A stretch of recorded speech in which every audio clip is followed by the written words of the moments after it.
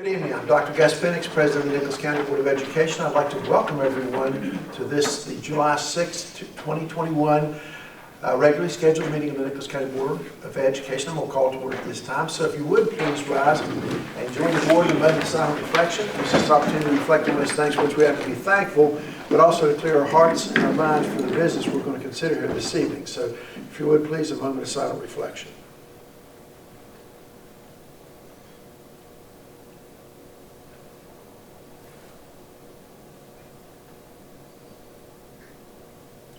Thank you. Would you please join the board in saluting our country? I pledge allegiance.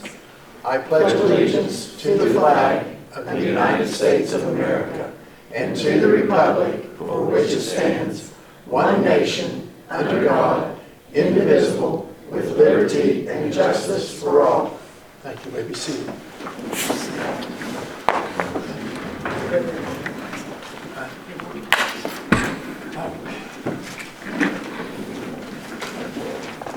Phil brought the lunchbox today, so I'll pass it around.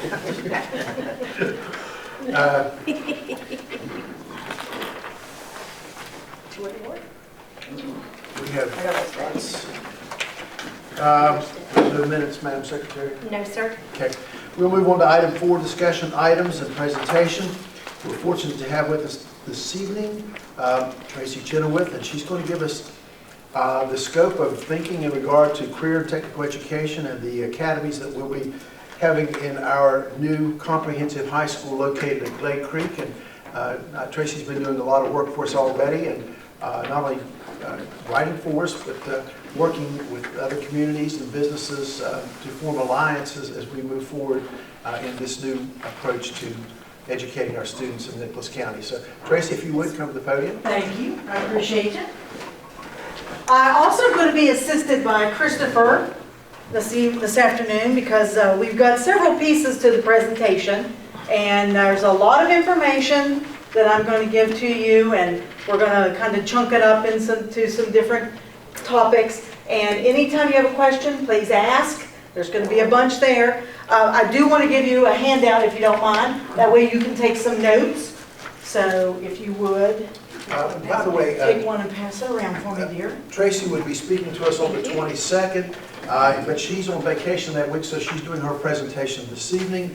But we would still have our work session on the 22nd with the architects, the Dr.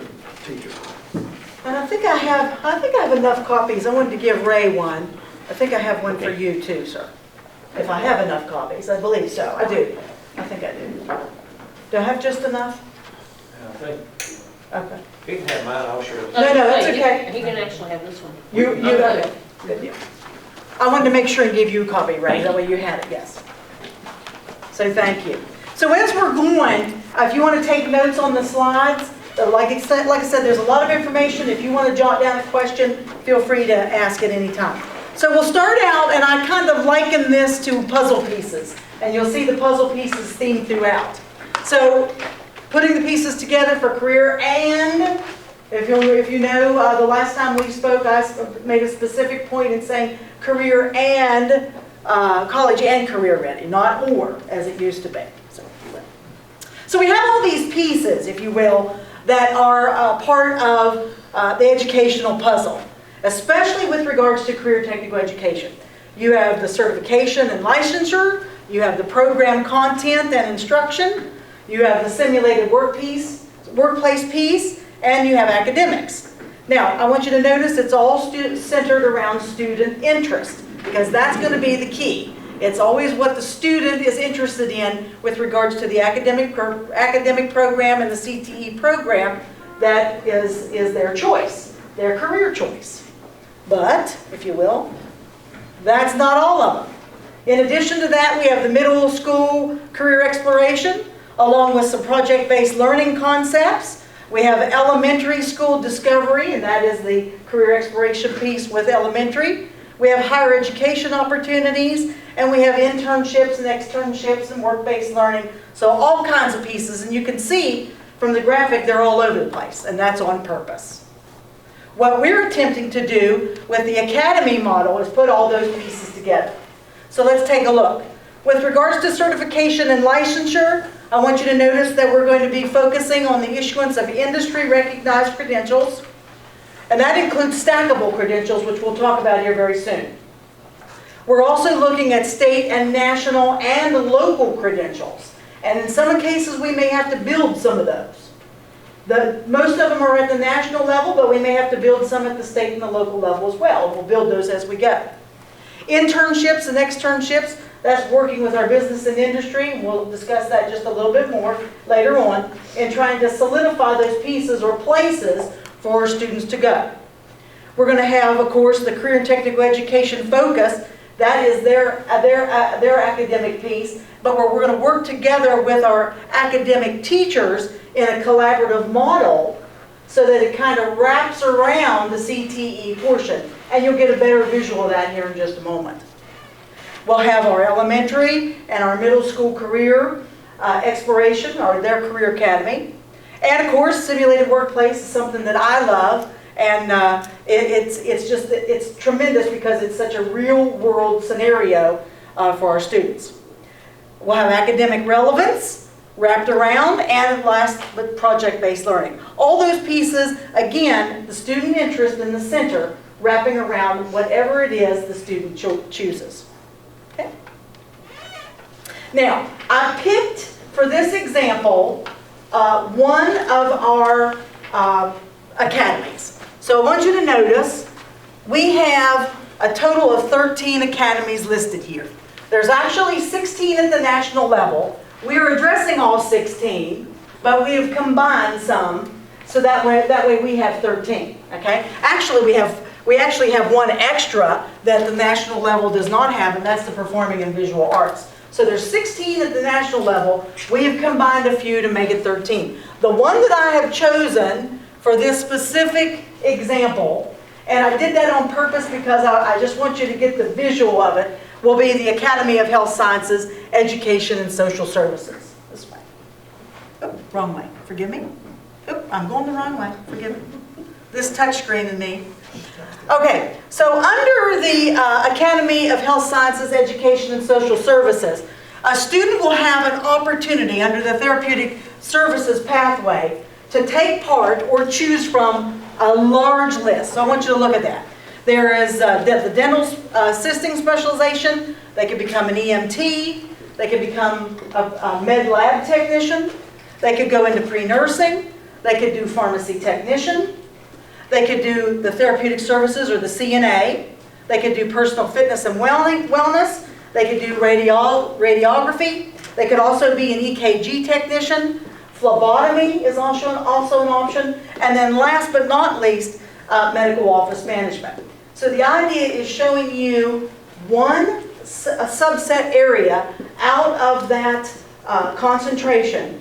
And I've even drilled it down even further. That's specific under therapeutic services. There's a whole nother allied health sciences. But it gives you an idea of the choices that the student will have. Again, the student being the center, and they make the choices of what it is that they want to do in their career focus. Okay. So what would that look like? Well, I'm a visual learner. I know that. I like pictures. What would it look like? Well, this would be very similar to what a lab might look like. And I want you to take a look. This would be the idea of the quality lab setting at the school that one would see. Now, I want you to notice this picture. There's a lot going on there. And for you, those of you here, I apologize, my back's to you. But you can see that we have a lot of technology. You'll see all the technology that's placed along the wall. We have a lot of programming going on. You can see right here, they're doing some EKG type work here now. You can see that the placement of the hospital beds are there. And you can see that we have students that have different roles. I have a couple students that are in white coats. Their role is a little bit elevated than the students in the green scrubs. So it shows programmatic changes or programmatic elevations within that concentration. So you have student leaders. Those are your students in your white coats. And then you have your students that are in maybe a little bit lesser role working. But it shows a collaboration, student with student, in a setting that is professional. Okay? Okay, go ahead. Now, what would the academic piece look like? Well, that would be what the lab looks like. That would be the laboratory that's at the school. What would the classroom structure or the wraparound academics look like? Now this is not 100%, but it's a good example because you get to see, you would have classrooms that would border, and you can see they're on the outside wall, classrooms that would border the inside lab. So in those classrooms would be your mathematics, your science, your social studies or history, civics, whatever it happened to be, and your science. Okay? So you would have all of the core concentration, the four academic core, the main core, surrounding the interior lab.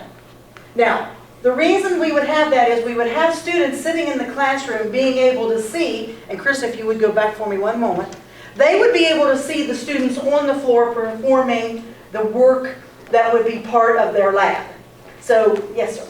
Wait, I want to, after you finish that statement, I want to ask you. Okay, so you can see you've got two ladies over on the far right-hand side, and right now they're taking vitals. That's what they're doing. The idea is that the students in the classroom would be partaking and watching what is going on in that scenario. You also have some other students doing some charting, and then you have another set of students on the other side, and you can see that they have an EKG monitor hooked up because you can tell by the lines and what program is running there. So you've got all kinds of different operations going on at the same time, and students in those classrooms, those wraparound classrooms, can be watching on the floor what's happening.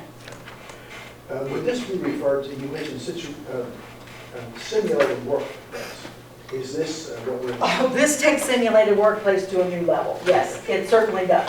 And the health science, that's kind of why I picked this one. It really stands out. You can really get a good visual of what that example would be. But yes, you have students in uniform. You have students at different levels showing leadership role. You have a clean environment, an organized environment. So it totally follows the 6S model that simulated workplace bases itself on. What are the AP courses and labs? AP courses? AP courses are available within the classroom setting. So, Which classroom setting? if you'll go one more time. So we'll have classrooms that'll have AP coursework going on at the same time. So all of the courses that would be normal or existing at a high school facility are there. They're just surrounding the laboratory setting. And they're all open like that? Well, they're glass so that you can see into the lab. And the reason is we want to stress the relevance and the rigor that is going on. Because if you go back one more time to that picture, when the students are taking the blood pressure or the pulse or whatever they're having to do in that, there is mathematics, there's science going on. When you have students that are doing the charting, there's English language arts concepts going on. There's communication skills. So at all periods of time in the laboratory, there's some kind of academic relevance that is there. And so what we'll do is the collaboration between the academia and the CTE instructors will highlight that. We'll bring that about. Does that make sense? Okay. So that's where you were saying that the math that this academy would look like would be math that pertains to That is correct. academy. I mean, That is correct. And even the English that they do, the terms that they would use in this academy.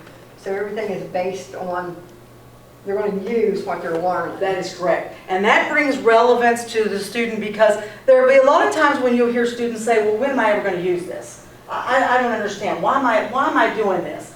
I don't understand. Well, the idea is to show them why. Why am I using this type of mathematics? Well, yeah, I need it for this type of job. And see, the neat thing about it is every academy will be different. This just happens to be one example that we have kind of pulled out of the total 16, which we've narrowed down to 13. This is one example. The same would be said if we had a carpentry classroom, or a carpentry lab. You know, the Pythagorean theorem, they're sitting in class, in math class going, when am I ever going to use the Pythagorean theorem? But they do use it when they're running a stair stringer. So again, you're building relevance per concentration. And if you think about it, we also, the dual credits. So we're working on dual credits now. 20 years ago, would you have ever dreamed of seeing a student graduate high school fully with an associate's degree? Okay, so you don't want to know why I know that wasn't a reality? Because this year, Nicholas County was one of the first to graduate that many students because of moving forward and seeing the relevance. So you need to be stuck in the past and think, well, this is the only way that you can do things, or you can say, okay, there's a way that we're working with these colleges. We're going to build opportunities in secondary education for our students with dual credit, and we can help accelerate students forward in their learning and help them to be college and career ready, truly, instead of just making a lip service.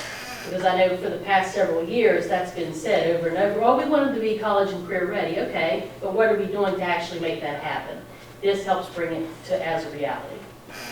As a former teacher, I'm concerned with the open classrooms. I know when I taught advanced courses, I didn't even like to have my door open. I wanted no distractions because any little thing will distract the student's concentration. We tried the open walls after the California model, and we put them back up.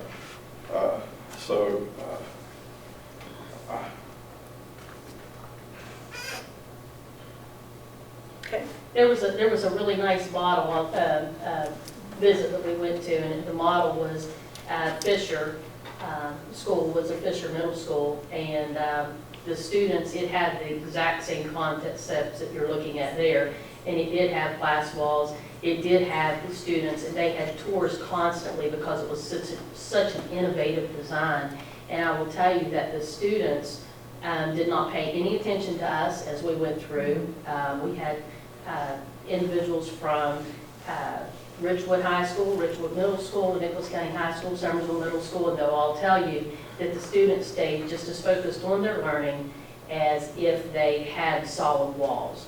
So it was impressive to see, and the students did not pay attention to us at all. I think a lot of it would depend on the instructor making sure everyone is on task. Now, Mr. Moose makes a very good point. 1973, that's when they started trying to make all schools do that, open classroom. And it just didn't work. I was with Donna down when we went to that Fisher Middle School. Those kids, they didn't pay any attention to us. And I just wondered if it was because they did several. I mean, we were not the only ones there that day, or they had somebody else scheduled to come in because of the concept of this. And there was other schools coming in to observe, you know, how they were doing things. And the kids, they did not pay any attention to us at all. They were engaged in learning. Well, the difference probably between the old open classrooms and this, they're in subjects that they want to be in. Exactly. You're exactly right. Your old open classrooms also, like Nicholas County High School, it was open to a hallway. Your open classroom was open to a hallway. It wasn't open to a learning area. And so hallways are a lot more distraction than a learning area. But they put doors in. Yeah, because there's a hallway. And a lot of that occurred for safety reasons. After school shootings and stuff, there's no way to lock down. A lot of that occurred because of that. Well, I would think too that the kids, it's being able to see into that, it makes them want to get out there and do that. You're right, it does become kind of a dangling carrot because they get to see what's going on, they get to learn about what's going on at the time, whatever is happening on the floor, and then they get to apply that to their academic piece that they're working on currently. Another thing I observed in a couple of schools I've been in that have the glass to the interior facing to the center area, it all depends on the teacher, how they place the students in that room too. If there's a time they want them to be observing, they can turn their desk to observe, turn their desk back toward in another direction. So it's about the teacher managing the classroom a lot. And that'll come with professional development, which we'll talk about here very soon. Okay? I always had children that wanted to have the classes that I taught because they were college prep classes, and these kids were going to be doctors and pharmacists and lawyers and everything else. But yet, they wouldn't be able to concentrate on an environment like that, and that's all I had to say. Well, one of the great things is that we do have two totally different structures of schools. And so the Ridgewood area school will be your traditional model with 4 walls and a door. The people can go in and go inside and be secured and have limited distractions. And so students who prefer that model will absolutely have the opportunity to attend that school. The students who prefer this model will have the opportunity to attend this school. All right. Let's talk about the Entrepreneurship Hub. This is something also that's a little bit different. There'll be a large Entrepreneurship Hub which will focus on innovation. So it'll be a location or a place where students can go and attend workshops. They can listen to outside speakers. We can have guests in a particular skill set area come in and talk to them. It can also be a place for new startups, for support for innovation or ideas that students have. And they can obtain support on, well, okay, well, I've got this invention. Well, how do I get this to market? Or I've got this creation, or I made this thing in class. How do I go about patenting this idea? So this Entrepreneurship Hub will allow them to study on, financial startups. You'll see that there'll be some legal principles. Business plans is a big one, okay? Because entrepreneurship in the state of West Virginia is so big. Students will be able to go and learn about entrepreneurship, how to create their own business, do a business plan, create a model, look at some legalese, if you will, to how to do that. So this hub will be specifically designed for and centered around entrepreneurship and student innovation, which will be something that's new, it's innovative. How long would each class period be? 90 minutes. So that's kind of like the block. Mm-hmm. But, Which failed? Which failed? For career technical education, you have to have 90 minutes of instruction, or you don't have time to clean up, to clean up, to do your safety meetings, to prepare. With the way the school will be structured, it's possible to have 45-minute core content classes, or it's possible to do 90-minute semester. But for the career technical education aspect, it has to be 90 minutes. And that's part of the State Department of Education. So it isn't really a block, it's just certain classes. It could be. It just depends. I mean, you can stick the 2 45-minute classes together to have it 90 minutes. It could be.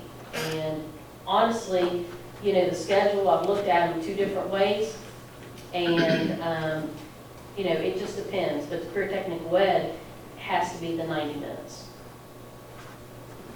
It's always been 90 minutes at Craigville location, hasn't it? I believe so, yes. I don't, there may be some of the courses where they come in for introductions are shorter. But Yeah, the thing of it is, one of the things that I think is important is to look at mastery of skill sets. And that's why current Department of Education policy focuses on master of course skill sets rather than how many minutes you're sitting in a seat. So I think that as long as we're flexible and we're willing to take a chance to structure educational opportunities for every student, that's going to be important to help our students be more successful. Is it scary? I like this. If your dreams don't scare you, they're too small. I want to stress again, I think that what we're doing in Nicholas County is very powerful, and I think by having 2 different high school settings is very important, and I think the very traditional high school setting that Ridgewood selected versus the Nicholas County High School setting, they're 2 totally different settings, and students will have the opportunity to go to whichever setting they feel most comfortable. and the teachers will have the opportunity to select the school that they feel most comfortable in teaching in. Thank you. All right, the next thing I want to talk to you about is our Nicholas County Career Connections Framework. So you saw earlier, one of the pieces of the puzzle that we tried to get back into our little mold and get it all ready was career exploration. So there's going to be two main career exploration pieces, and this is our new model, or our new framework. And I want you to notice it starts with career awareness, and we have the little students over there in their uniforms. Career awareness is really, truly, that is the discovery piece. That is the first piece to career exploration. And then if we move around the light bulb, we get into actual career exploration, which takes place at the middle school level, and those are grades 6, 7, and 8. And then we move to career education, and that's 9, 10, 11, and 12. And then lastly, the certification or the licensure piece is there.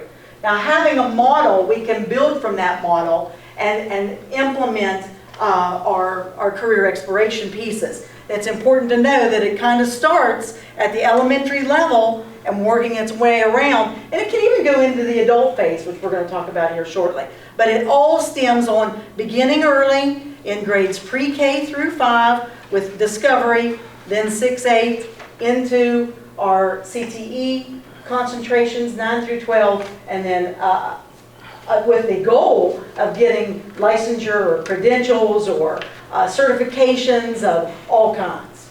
Okay? Well, explain to me, in this 90 minutes, are they can get, their high school credits, and they can get their college credits? Absolutely. Is this going on at the same time, or do they? Career exploration, you mean? Or I apologize, I don't understand the question. Well, right now, they can graduate with a degree in business or education. When did they get that? You mean through the completion of the CTE program? Is that what you're saying? It's through your 90 minutes that you were asking about, yes. Yes. So that's in there. They have to have 4 core concentration courses within CTE to become a completer. And those are the courses that would take place in the 90 minutes over a period of 2 years. So in 2 years' time, a student, if they stayed in the program, could finish and complete a program. At the end of that 2 years, let's say they were a freshman and a sophomore, at the end of those 2 years, their junior year, they could get into another CTE concentration if they wanted, okay? Or they could stay in the same concentration and just obtain additional mastery skill sets, additional licensure, and additional training. Well, when they are measured for a test, do they get 2 grades, 1 for each area? Well, they take their first core class would be the first semester, and then they would assess out of that. Second semester the class would change in the first year and assess out of that. Second year, third, and fourth. So out of those 2 years, at the end they would assess, typically with their NOCTI, if there's a NOCTI test attached to that, they would assess out at the end of their second year. In their college credit, yes, they do get the same grade. Typically what happens is a student who is pursuing college credit may have to write an additional paper, may have to do something. I think that's what he's asking. Okay. They may have to do something additional to go ahead and get the college credit, but it's not 2 separate classes. No. So, sometimes there's additional things assessed, and sometimes there's not, but. Yeah, I'm assuming that there would be times that they would need to test in both areas, both high school and college, for credit. Yeah, one of the things that we worked out and we're continuing to work out is the college accepting the credit and the assessment that occurs in the high school, in the secondary level. But sometimes there is an additional research paper that needs to be done to give that additional credit, sometimes. But we have that worked out for each of the areas, and our goal is to have that worked out for that student who chooses to stay in a program, the same program, for 4 full years, would be that student would be on the track of earning that associate's degree while in high school. Whereas the student who goes 2 years in one program and 2 years in another is probably just working more toward the stackable credentials. Well, someone that's made a lot of schedules, I was just trying to put all that together. Madam Superintendent, I'd just like to ask a question. This is a new concept of educating, correct? Yes. Okay. What is the main reason that you would go to this type of instruction? I mean, this type of a model? It brings relevance to students' learning. It keeps students engaged, and when they graduate from high school, they've earned skills to make them employable and college ready. So I'm taking what you just said, that the goal is that we want every kid that leaves this high school prepared to do something. That's Either correct. career-wise or college-wise, right? That's correct. And if you talk to a lot of the young people, and when I worked for the State Department of Education, I did a lot of interviews of students graduating from high school. And many of the students in the top 10, that's who I talked. I talked to the ones who were on track to be lawyers and doctors and, you know, the top 10 and the top 20. And oftentimes those students did not have the opportunity to take career technical education. And they were aware enough themselves by their senior years that if they were not successful in college, and if you look at the success rate of students graduating from college, I haven't checked recently, but usually hovers around 17%. So what happens to all the other kids who are not successful? They graduate without skill sets to be employable. So I want all students to be employable, and I'm going to use my son as a prime example. He went his first year to college. It wasn't for him. He went into the union pipelining, did very well at that. But now everyone knows what's happened to the pipelines. Well, he was smart enough that he has his welding certifications, and he earned his journeyman electrician's license, and now he is an electrician. So he's making $108,000 a year at 23 years, just turned 23 years old. So if he hadn't had parents to guide him to say, son, take these welding classes, take these electrical classes, you know, he would have been one of those students who finished after being in school for a year and having nothing and trying to go out and fight for a job without skills. That's what I'm trying to provide for every single student in this county. I think they all need that opportunity. And he got that in high school? He absolutely got that in high school, and he walked out with he has his welding certifications. He was a foreman on one of the biggest contracting jobs in Ohio at 22 years old, and now he's working for an electrical company, and you know, as soon as he has enough hours in to sit for his master electricians, he will do that. And that's one of the reasons that I pushed so hard to get the electrical program here in Nicholas County, because I want our kids to have the opportunity to walk out with a journeyman electrician. And you know, to make $108,000 a year, that's pretty good money. So, and I want all of our kids, I'm passionate about giving it to teaching all of our kids and have them to achieve to the extent possible. And if that means that some of our students are only capable of achieving to the level of being able to detail cars because of learning disabilities or whatever, then I want them to feel confident and employable in detailing cars. If they're capable of being a physician, I want them to be prepared to do that. It is important that we absolutely support every single child we have in this county. When we went to a debriefing at Apple, they said to me one of the most impactful things that I've heard for education: if a doctor doesn't change their practice in 30 years, it soon becomes malpractice. They're going to get sued, they're going to lose. Education is not any different. We haven't changed our education way for way longer than 30 years. And when 30% of your kids graduate and go to college and not even 30% of those graduate, we're trying to educate 100% of our kids for 10% to succeed. That's not a very good thing. Well, if along with the example she was giving of her son, there are some students who will go into that medical who only perhaps either have the ability or the aptitude to be a certified nursing assistant. They're going to get it. When they walk out, they're prepared to do it. And you're working on businesses to get things flowing into businesses. So, but my point is, and back to what Chris was saying there, I mean, we've been, for years and years, we've been educating, you gotta go to college, and some kids go to college, and some don't even finish, but, you know, less than, 40% of our kids go to college, and they go to college, the other kids walk out of high school and say, what am I gonna do now? So, if we're expecting different results, we can't keep doing the same thing. You know what that formula gets you to, if you keep doing the same thing, expecting different results. That's called something like insanity. But we've got to look at this differently, I think, for not just for Nicholas County, for the state of West Virginia, for our survival.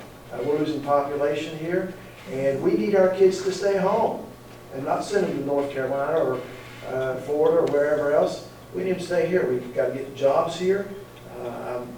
And get them educated and prepared for this workforce that they're facing out there in the future.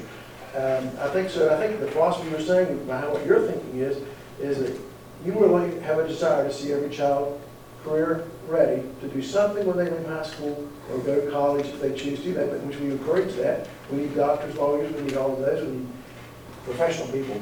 But we also need kids ready when they walk out the door to do something with their life, other than be on our streets where they generally end up in trouble. Anybody that calls me or that has worked with me in the past 5 years, I challenge you to find one person that will come in here and say that I haven't absolutely worked my hardest to help their child be successful. And that's how I feel about our kids. I want every single one of them to be successful and give them opportunities. And this is a way to do it. Letting a student go into high school and graduating with a bunch of classes that the state says is important to them and exit without skills of being employable is not a good thing. Plus, I think too that the classes or the academies that you've chosen are ones that's going to be conducive to the jobs in our area. So, And on the heels of that career awareness piece that starts in the elementary allows students an opportunity all through their elementary years, all through their middle school years to make that good decision when they hit the CTE center or hit that CTE piece when they get to the high school. It makes them a better decision maker. It also, on the heels of what she said, it gives them guidance. There's some sort of guidance there to allow them to ask questions and to make a mistake. I've always said that CTE is good for two good things. You either decide via a CTE program what it is that you want to do with the rest of your life, or you decide what you never want to do ever again for the rest of your life. It's equal. It's equal in value. Before you get to college and maybe make a mistake or pay for courses that you don't want. How many classes will we have Of CTE programs. There'll be 13 total academies. Some of those are bunched together. It's actually 17, but we've grouped them together to allow a student to pick and do that 4th and 5th year and accomplish all of the 16, 17, if you will. Can you show him the example? So we have the academy, and she showed the healthcare academy. Yes, let's go back a couple. Then it shows all of the different Let's go back a programs couple. under the healthcare academy. Yes. And those programs are similar enough that... There you go. Yeah, so you've got your healthcare academy, and then if you go back to where Chris was just at, within the healthcare academy, there's all of those areas of emphasis that the students can be involved in because the foundational courses are the same. The specialties are usually that last course and their placement. So this just opens up opportunities, and that's why it's so important to create partnerships and relationships with different organizations to get our kids the experience. Because think about, and I tease Tom Bayless, he loves to do aquaculture. He loves it, hydroponics, he loves that. And I told Tom, I said, you know, you probably would have been an ag teacher had you been exposed to this in high school. And he said, you're right, I would have. He said, because I love it. So sometimes it's just that exposure to help kids see what they're really interested in. And you have a kid who gets into this, they're either going to get excited, as Tracy said, or they're going to say, I don't like this at all. Right. Let them find now versus going to college and jumping and switching majors 3 or 4 times. You know, when you were doing that, up at The conference center? the conference center, you know, you were talking about how, okay, you could put them through like the CNA or whatever, but then you would also, they could be trained to do like working in the office. Exactly. You know, exactly. I mean, they could start way up here and just, but whatever they could do would be what they were trained to do. That's exactly right. And that listing right there really expounds on that. So you might have some students that decide that they want to do therapeutic services, and they in 2 years can come out fully licensed to be a CNA. That's a certified nursing assistant. They may want to go and do something else, or they may want to stay with the program and pick up a couple other real important certifications, like for example, radiology, or they might want to be an EKG technician, okay? Small little snippets of certifications, or they may just want to be in the medical office. They don't like the nursing piece. They might be queasy about that. So medical office management might be the route. They're still in the medical field. They may just be the person that's in the emergency room that takes all the information down, or the first person that you see at a doctor's office, or a dentist's office, or the person that takes you back to get you situated and set up for just your vitals, and wait for the doctor or the physician's assistant to come in later. There's a whole wide range of topics. And this, yes, you're exactly right. This listing would be kind of a smorgasbord. They could choose what they want. Or they could decide, you know what, I don't want to do that at all. I'm going to switch and I'm going to take another one of our academies, if you'll go back one for me. And we've got 13 others that they can do. Okay. I'm going to ask 2 more questions, and I'm going to be quiet. No, I love the questions. You're fine, dear. Can you find certified people to teach this? Yeah, we're going to try. If we do, we have a lot of them already. Question. Through endorsements, yes, in their teaching career and their teaching certifications currently. Question number 2, you know how the world is constantly changing. Will you have room to set up new academies if need be? And that is one of the things that Dr. Tetrick is really has stressed, that we set these up so that if we find that a program is deficient in some way, or there becomes no need for that program at the current time, things can be swapped out and switched out very quickly, very easily. Okay. I will not ask you more questions. I'll tell Bill and then he can. It appears to me that what we're doing here is we're going to have one school that's going to be concentrating on career technical education. We're going to have another school that's going to try to take care of the 40% of the professionals, and I can name dozens of them, that came back here and stayed. His son, his daughter, my son. So I feel like I'm the Lorax. I speak for the trees. What's going to happen to those kids that are outstanding and must be ready when they step into the college environment? Well, see, that's a nice thing about this, because this is college and career ready. So all of those upper level courses will still be there. All of the state level CSOs, CSSs, IGOs, whatever they're calling them, is still there. But it gives students an opportunity to also learn skill sets that go along with it. Goes back to the example that Dr. Tetrick used just a moment ago. There is some skill sets that they learn as part of a simulated workplace. Being a team member, being a leader, being part of a CTSO, an organization. Those are some of those things that aren't tested and aren't measured, but still equally valuable. And your professionals and your leaders are going to rise to the top regardless. I'm like Mr. Amick. I don't know how you're going to staff it. I don't know how you're going to staff it if you're going to cover all that. I'm sorry. I'm done. Well, and I also want to make sure I'm correct. I'm not really sure what you're saying about the 40% in serving, because this is not lower level. This is absolutely advanced. We are using the state-approved standards, and we are enhancing those standards with areas that are of interest to the student. So advanced in the fact that every program, I'm hopeful that students are able to graduate with an associate's degree while in high school. That's not easy to do. And I'm also hopeful that we're able to establish a 2+2, that students can attend 2 additional years at this campus to get their bachelor's. Those who choose to go on can. But this in no way is lesser. This is more than. There's an emphasis. And I think that being exposed to career technical education, there is an idea or a thought by some that it's less than, and it's not. It's more than.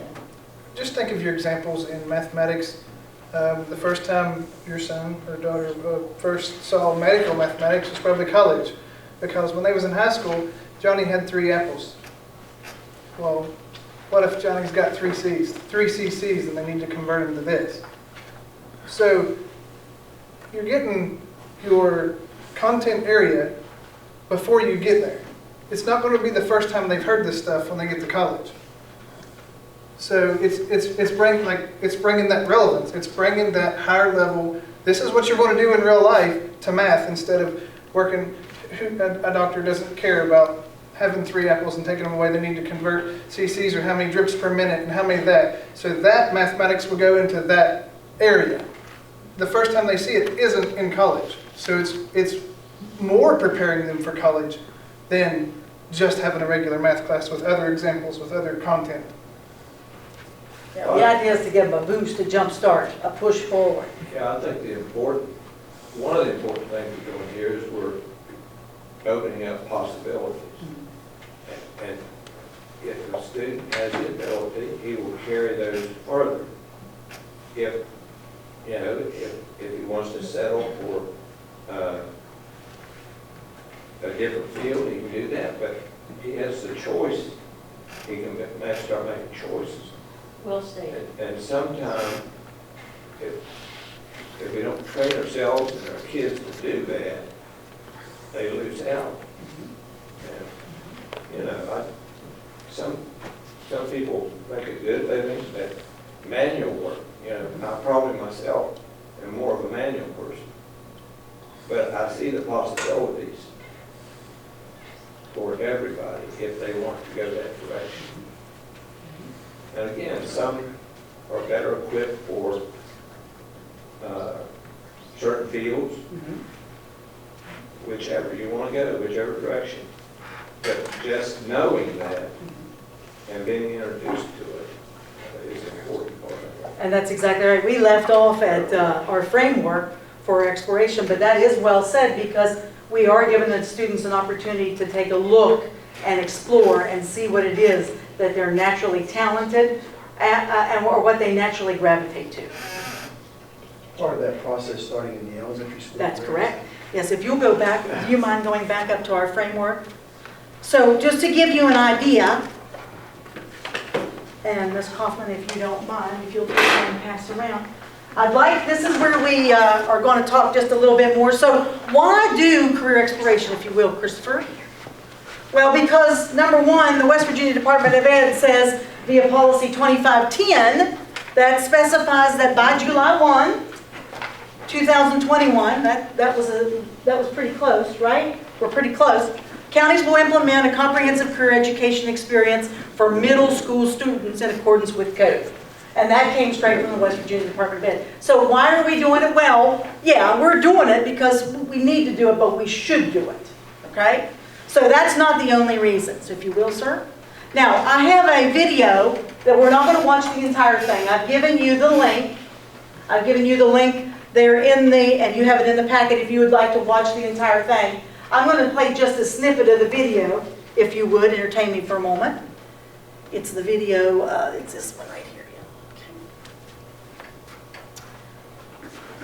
And he asks a very important question. This gentleman's name is Ed Hidalgo. He is the Qualcomm staffing director. And he asks a very good point, and that's why I kind of want to emphasize this point.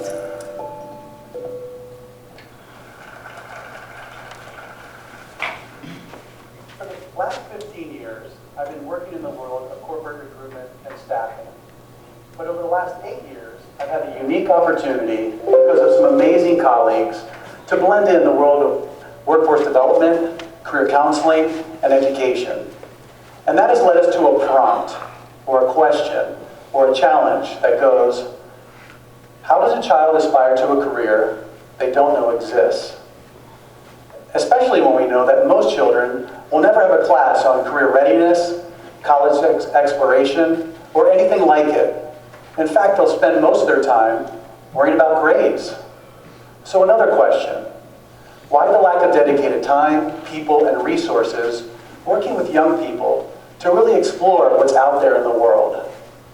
What if one of the purposes of school and of education was to help each child discover and explore their own unique strengths, interests, and values, and how those can align to their next steps in life?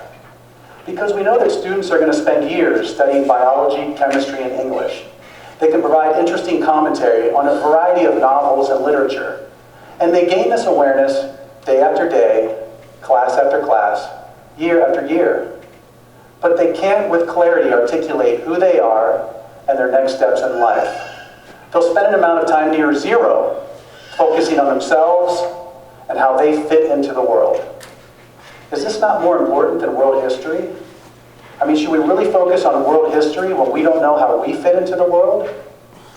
Now, I'm not suggesting that young people need to select what career they want at an early age, but I do think that during these formative, critical years, that young people should have the opportunity to understand how it is that they are wired and the enormous range of possibilities out in the world.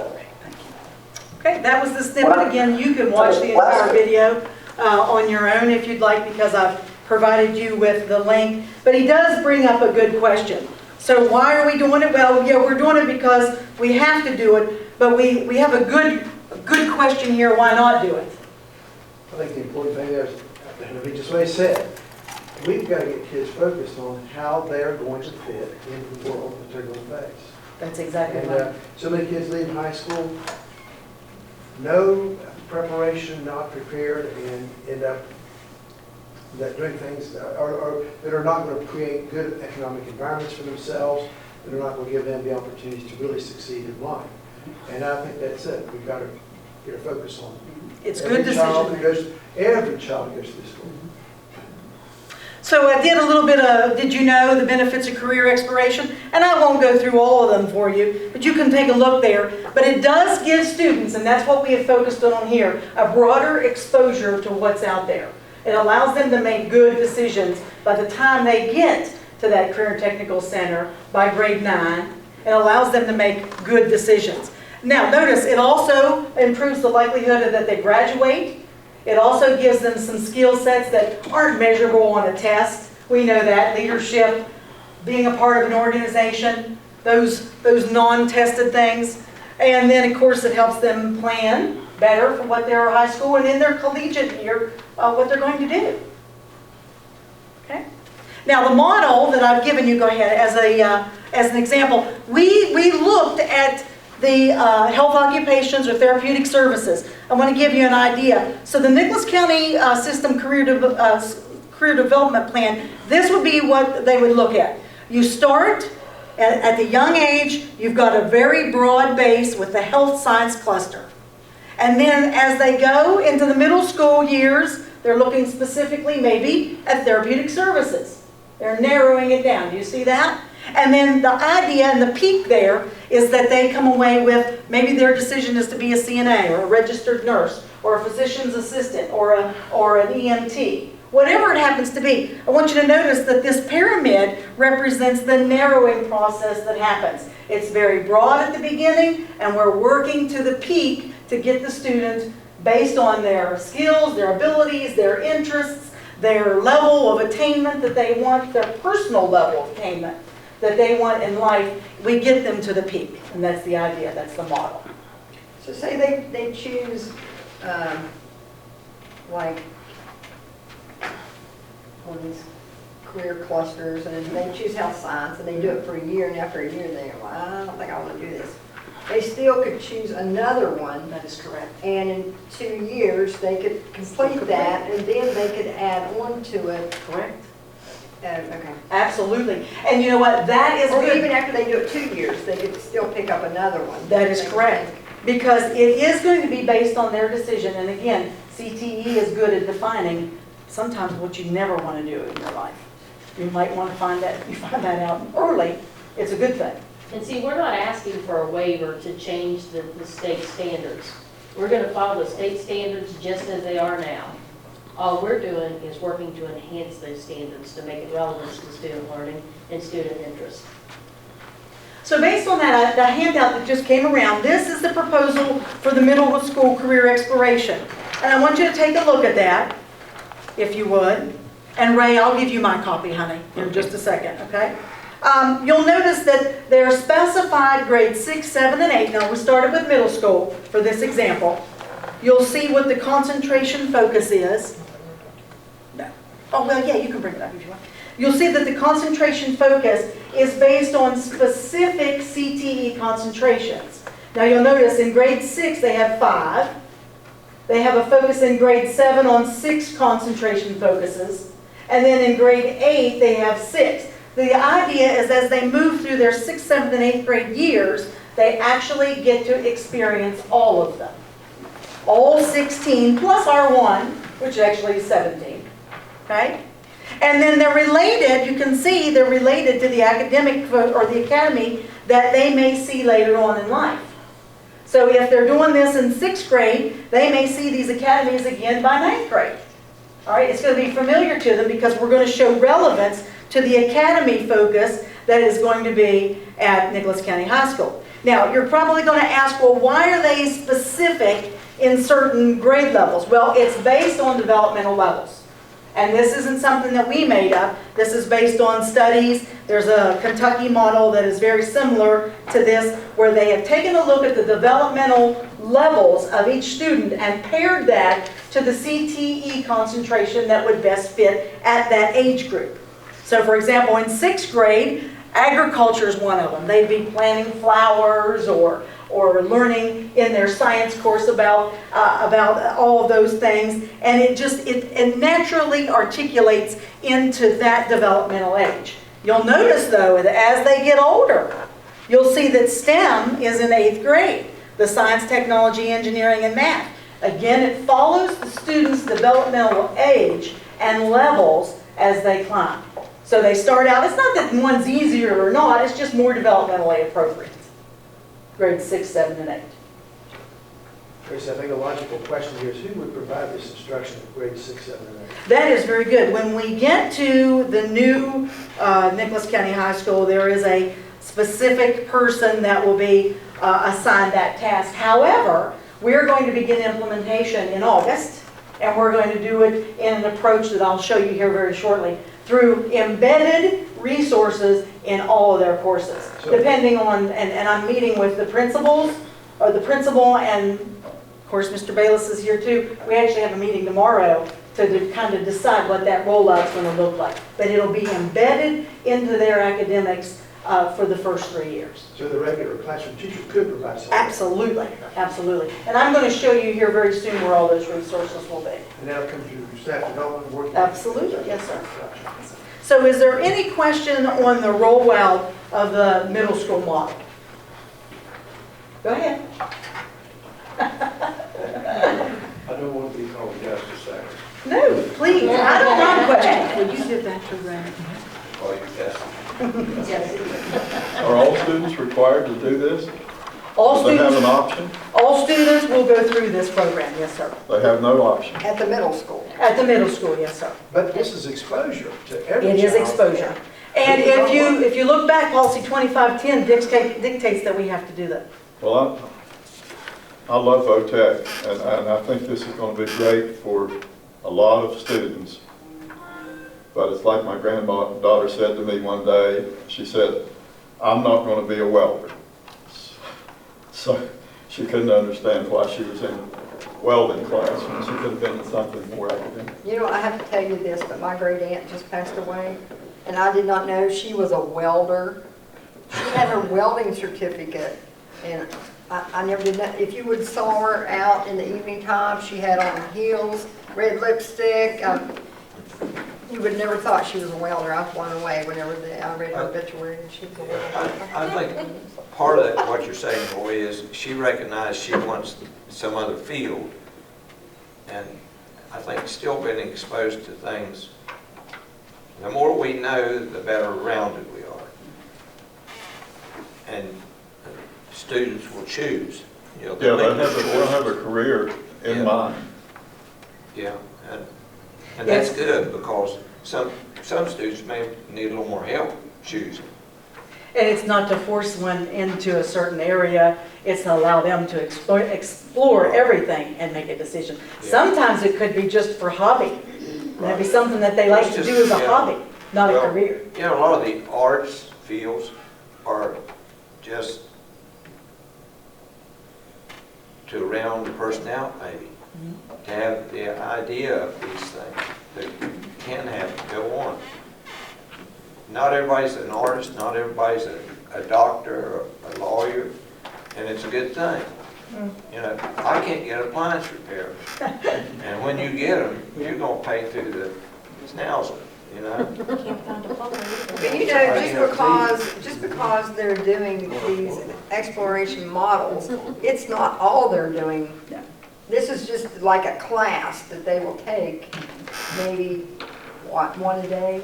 Oh, Or not one- even that Not even frequency. that, but Not this even is that just frequency. to familiarize them with the CTE career models that they're going to be looking at when they get to high Correct. school. And remember, we're required as of July 1st to create and have something in place. And so we meet the criteria from the state of Policy 2020. So this is like what we're doing now with 8th grade, or what we did last year, Tom, is that correct? Where they do the 8th grade exploration, we're just going to be starting them out at 6th grade from now on.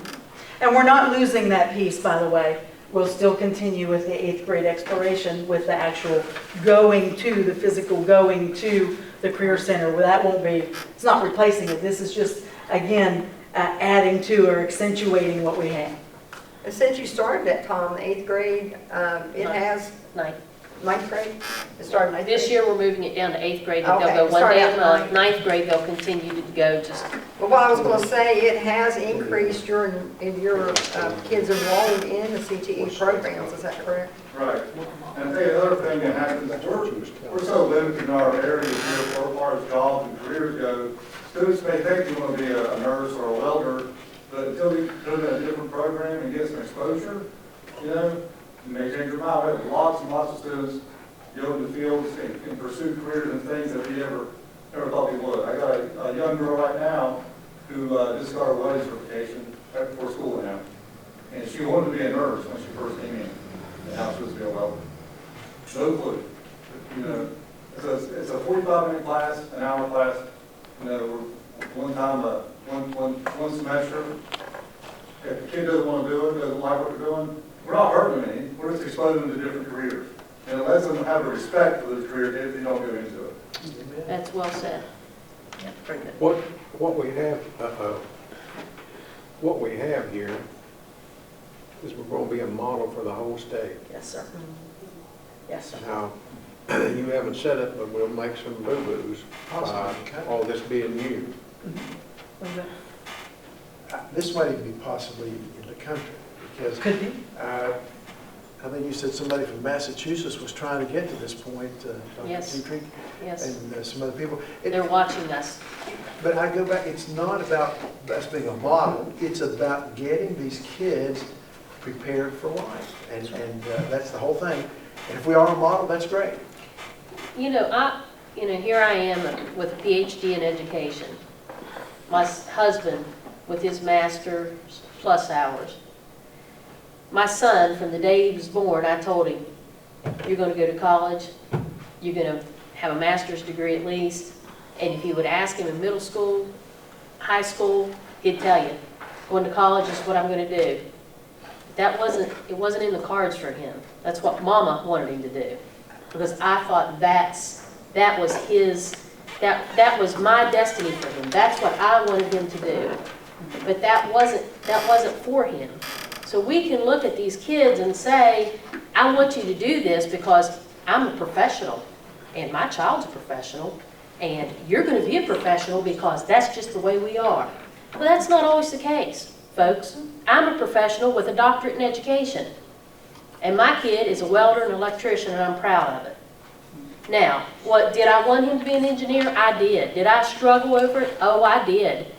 But my husband sat me down and talked to me, and he said, look at you, I'm ashamed of you. Your son is going to be a good man and make a good living at those skills he learned in high school. And he has, and he is, and I'm proud of it. You don't have, I want people to go, and I want to support them to whatever, as far as they can go. I want them to be professionals. If that's in the cards for them, I want to help them get there. But just because that's the way it's always been, it doesn't mean that that's the way it's always going to be for your child or your grandchild or your niece or your nephew. And it's okay to make a good, honest living with your hands. And it's okay for us to help kids to reach the highest level attainable for them. And I want them to. And if we can roll out people with PhDs here, then I want to roll those PhDs out. And if we can roll people out who are great at detailing cars because that's the highest level they can get, then I want to teach them that. Well, it's been about being happy at what you do.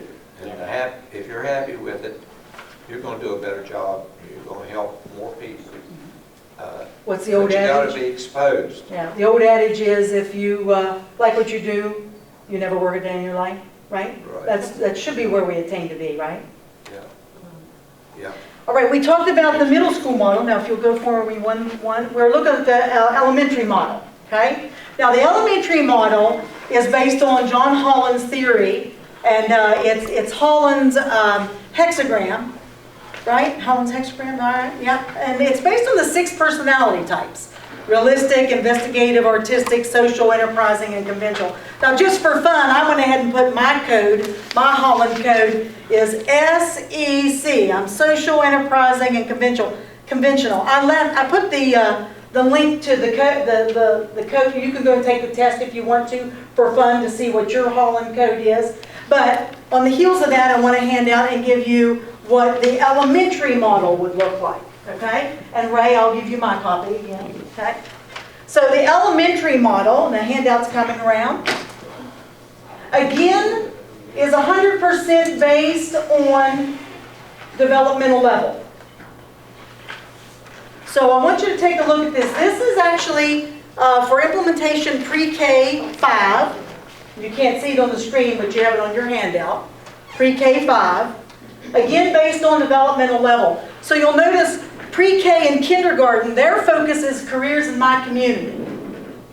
And then as we move up, the first grade cluster is agriculture, transportation, law and public safety, and so on. Again, the thought process being, and the study and the science behind it, is that we're looking at activities that foster career awareness based on their developmental or grade level. So that's why they're categorized the way that they are. So you'll notice STEM comes in the 4th grade. Very good. Can you scroll up for me just one more? And there you got finance and money structures in 5th grade. So you can see you progress from just careers in my community, very basic, and that's actually taking a look at their community and where they live here in Nicholas County and surrounding areas, and then they progress through developmentally, and again, once again, touching on all of the concentrations with no repeat. So the idea is that they're not repeating the same stuff that they're getting in middle school. They're getting the basics, the foundation, and then when they get to the middle school piece, they're getting the next level. It's an incremental stepping up of the information that's being presented and the career awareness. You know, two of my grandchildren were in pre-K, and they had a day to where they had all these different costumes in there, and they let them pick what they thought they might want to do when they got older. My little grandson picked that he wanted to be a policeman. So he had on the little police hat and the little shirt, and he had his picture taken that was on his What little... was that? In pre-K, Pre-K. they, yeah. you know, what do you think you want to be when you grow up? Well, you're onto something, 'cause that's. That is exactly why I have the next slide, yeah. Yeah. Because Dr. Tetrick wants to have available an opportunity for students through a mini simulated workplace to try on what that uniform would be. So you may have a student that wants to be an astronaut, you see the young man there in the red, or the chef. Again, very similar. It's getting the students to have an opportunity to not only study what the career is about, but look at the uniform. Look at the community. Who do they see? What uniforms do they see when they go out? And policeman is a fantastic example. They're going to see all kinds of uniforms on police. They're going to see city police, county police, state police, but it's police nonetheless. Well, his dad's best friend was a cop, so that's funny. Okay. And he liked it, and he wanted to be, that's what he wanted to be. He got me pretty sick. All right, any questions on the And our students right now, and Mr. Bayless will tell you, at the center and across the state, they have simulated workplace. And one of the things that's so important is the students wear clothing or outfits similar to what they will wear in the workforce.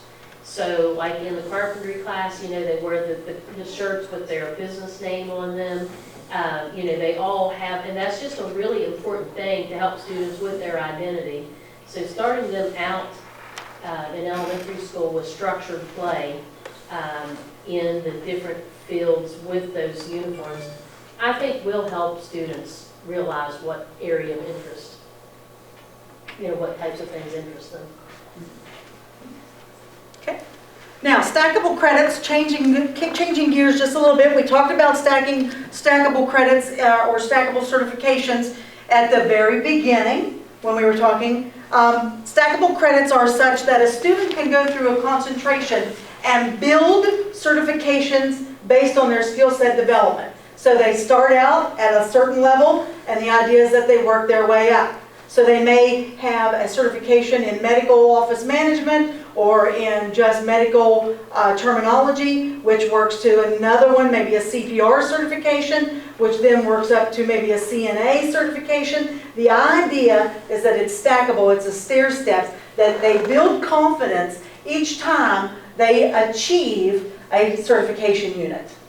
All right? And you take that a step further, so like Sunrise, when we're working with Sunrise, the new nursing home or assisted living facility that's going to be coming into Nicholas County, we're going to add additional skill sets that they want students to know, and then the student can also earn a certificate to make them employable through Sunrise, so that they know that, oh, this student not only has these skill sets, you know, for CNA and maybe phlebotomy or whatever, but they also have these additional skill sets tailored to our business. There's other, you know, the hospital, there'd be other areas that we're building those relationships with that will be specific to industry that will help support. And that's where the chamber comes in, and they're supporting us in identifying those businesses and making those relationships. Absolutely. Well, too, and he was talking about up there that day, that even like with the nursing home, I mean, we would be teaching the kids how to do landscaping. So, you know, they might not want to go into that medical, but they wanted to work for them. They could be their landscapers, or, you know, their custodians, or, you know. That's correct. Or food service. Or food service. Or food service, absolutely. Yes, absolutely. Great examples. Adult education is another facet. We're introducing our Nicholas County Adult Education Framework.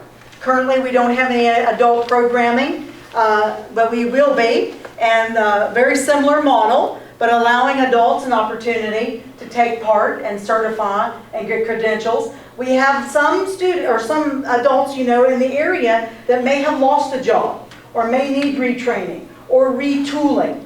We may have veterans that are off on disability or been discharged that need retraining. Whatever would happen to be, we are going to provide an opportunity for adults under this framework to take part in the CTE Center as well. So stackable certification, Tom, do we offer those now? Yeah. At the Career Center, some of them. And so, whereas, let's say, when I graduated from high school, a long time ago, I left high school with a diploma. That's it. We're sending kids out with a potential for multiple numbers of certifications that they can walk up to an employer and say, I am certified to handle medical records. I am certified to handle CNA or those type of things. They have those credentials when they walk out of the school to take to an employer. Correct. We are doing that now in our Yes. career center now. Yes. How extensive will it be? This is going to be more extensive? Oh, yes. Much more extensive, okay. Yeah, a lot more partnerships with post-secondary education will be on board, so these certifications, stackable credentials will just go hand in hand with what we're doing with post-secondary. You know, like when the kid walks out the door, we see these kids going across the stage and they have multiple cords on their, you know, their gowns as they're graduating and things, but we're actually providing them the opportunity to be really Absolutely. credential. Multifaceted, absolutely, absolutely. So the adult education piece. Now, if you will, Chris, Christopher and I have devised on the Nicholas County Board of Education website, you'll see two new sections. You'll see the Career Connections Framework and you'll see the Adult Education Framework, the two that you just took a look at. That is where the resources for these pieces are going to be. And there's going to be a multitude of resources. The resources will be free. They'll be available to everybody. They'll be accessible at any time. We'll do extensive professional development to let folks know that they're there. But the idea is to provide a wealth of resources, not just to hinder our instructors, our teachers, our administrators in any way, but to provide them with a wealth of opportunities and resources so they can kind of pick and choose wherever they are in their lessons, in their academic piece, that they can insert and embed whenever they're ready. And then maybe they want to do more. Maybe they want to do a similar CTE concentration, but they'd like to have multiple resources under that same topic. There'll be a wide variety of resources. They'll just go to the website. It'll be absolutely free. They'll be available to everybody, including students that are homebound, or students that are on virtual, or students that choose to do homeschooling. Everything will be available to them, which will again satisfy the need via Policy 2510 and having our program for career exploration. And that also, as you said earlier, I just want to emphasize, that's not only just policy from the State Board of Education, that's state law. That is correct. It's in code, yes, sir. Now, what will it take? It's going to take a lot of professional development. We've talked about that. Yes, it's going to take, and if you'll go one more, the professional development that we're looking at will be sustained and focused, collaborative, job embedded, and even classroom embedded, if you will, data-driven, and student-focused. I know that's number 6, but it's probably going to be number 1 in the hearts and minds of all of us, student-focused. Giving back is something else that we're going to do. Nicholas County has been very good to Nicholas County schools. They really have. So a large portion of what we're talking about is the give back. And that mission and vision of giving back is that each CTE concentration and each area academy will have some kind of give back. And that could be a give back or an adoption of a park, let's say, or of a city structure. So for example, we have, Tom's currently doing some cabins. He builds cabins through his construction, CTE focus. And there may be something that the city needs, some kind of shelter or covering, or let's say there may be a park bench or something that needs to be done. That group of students can choose to adopt something in Nicholas County, some organization or some individual or some, I don't know, a civic organization of some type, whatever it would happen to be, and the list is just so long. But they can adopt that and do a give back. And go ahead. I think Roy didn't they build flyer boxes for Richwood up at the career center? We were up there and you were showing us. Didn't they build flyer boxes? Or? Yeah, Mr. Bayless did that. And that could be like an example of That is Was it very for the good. city or the? It's for the garden club. Oh, for the garden club. Yeah. And that's a perfect example. That would be a good example of a civic organization, but yes. So the idea is that each one have, and the students can decide, and it can rotate or change yearly, And it can continue on and they just add to it. But the idea is that they learn and about that give back, do some actual civic investment back into the county. Partnerships with business and industry. We've talked about that. That topic has come up. Go ahead, if you will. And that's what we're working hard with. You can see that there are so many benefits to having these business and industry partnerships. I've got 10 of them listed there, but it goes well beyond that. It's being able to get the student out in a real world scenario, to be honest. Getting them out to let them learn about what's going on. To have that good stewardship, that good citizenship, learning about what's in our area and working in our area to make our area better. In addition to that is partnerships with higher education. Go ahead. And we've talked about that, and we have more and more folks that want to be a part of this. And at some point I'll be able to give you a nice listing, and it'll be impressive, of the partners that we have in higher education. Again, trying to provide students with that opportunity to get an associate's degree or the 2+2. And we have colleges that are calling us, which is nice. It's nice to have them call us to ask us, hey, what can we do? And this is getting out, and people are getting excited. Okay, go ahead. Again, the benefits of those, the opportunity sticks out. I've got 8 listed there, but being able to have cutting edge technology, knowing what's actually in the workforce, matching what's in the lab setting to what is actually in our workforce, and being able and skilled and ready to use that technology, just as an example when they get out there. Okay, go ahead. College and career ready. There are 6, if you will, actionable categories. Go ahead. And I've listed the 6 there.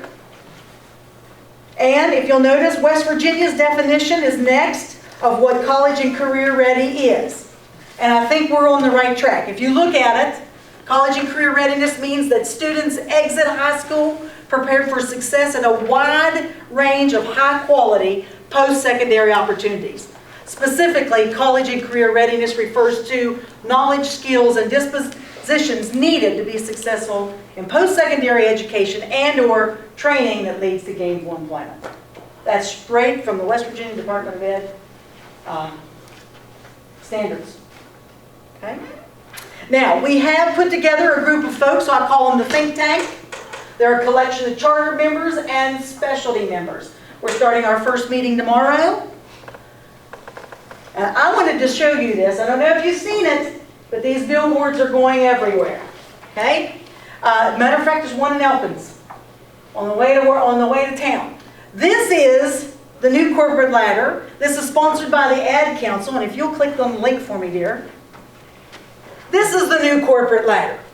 And again, this is the Ad Council's campaign. It's okay. There you go. And I want you to take a look. They've got the new final exam, the new summer reading, the new desk job. All right? So we are approaching this academy concept, these careers academy, at a time that we're getting national sponsorship, if you will, or backing with an ad campaign that is going out because folks are seeing this. Now is the time. It's been the perfect storm, if you will. Now is the time. So take a look at those. I've given you the link if you want to go and look at those. But these are billboards that are going up right now, and I love it because that one, the new corporate ladder, is on a billboard on the way into Elkins. And lastly, I'll finish. Nicholas County Schools. And if you'll take a look, Nicholas County School System stands for New Concepts in Student Success.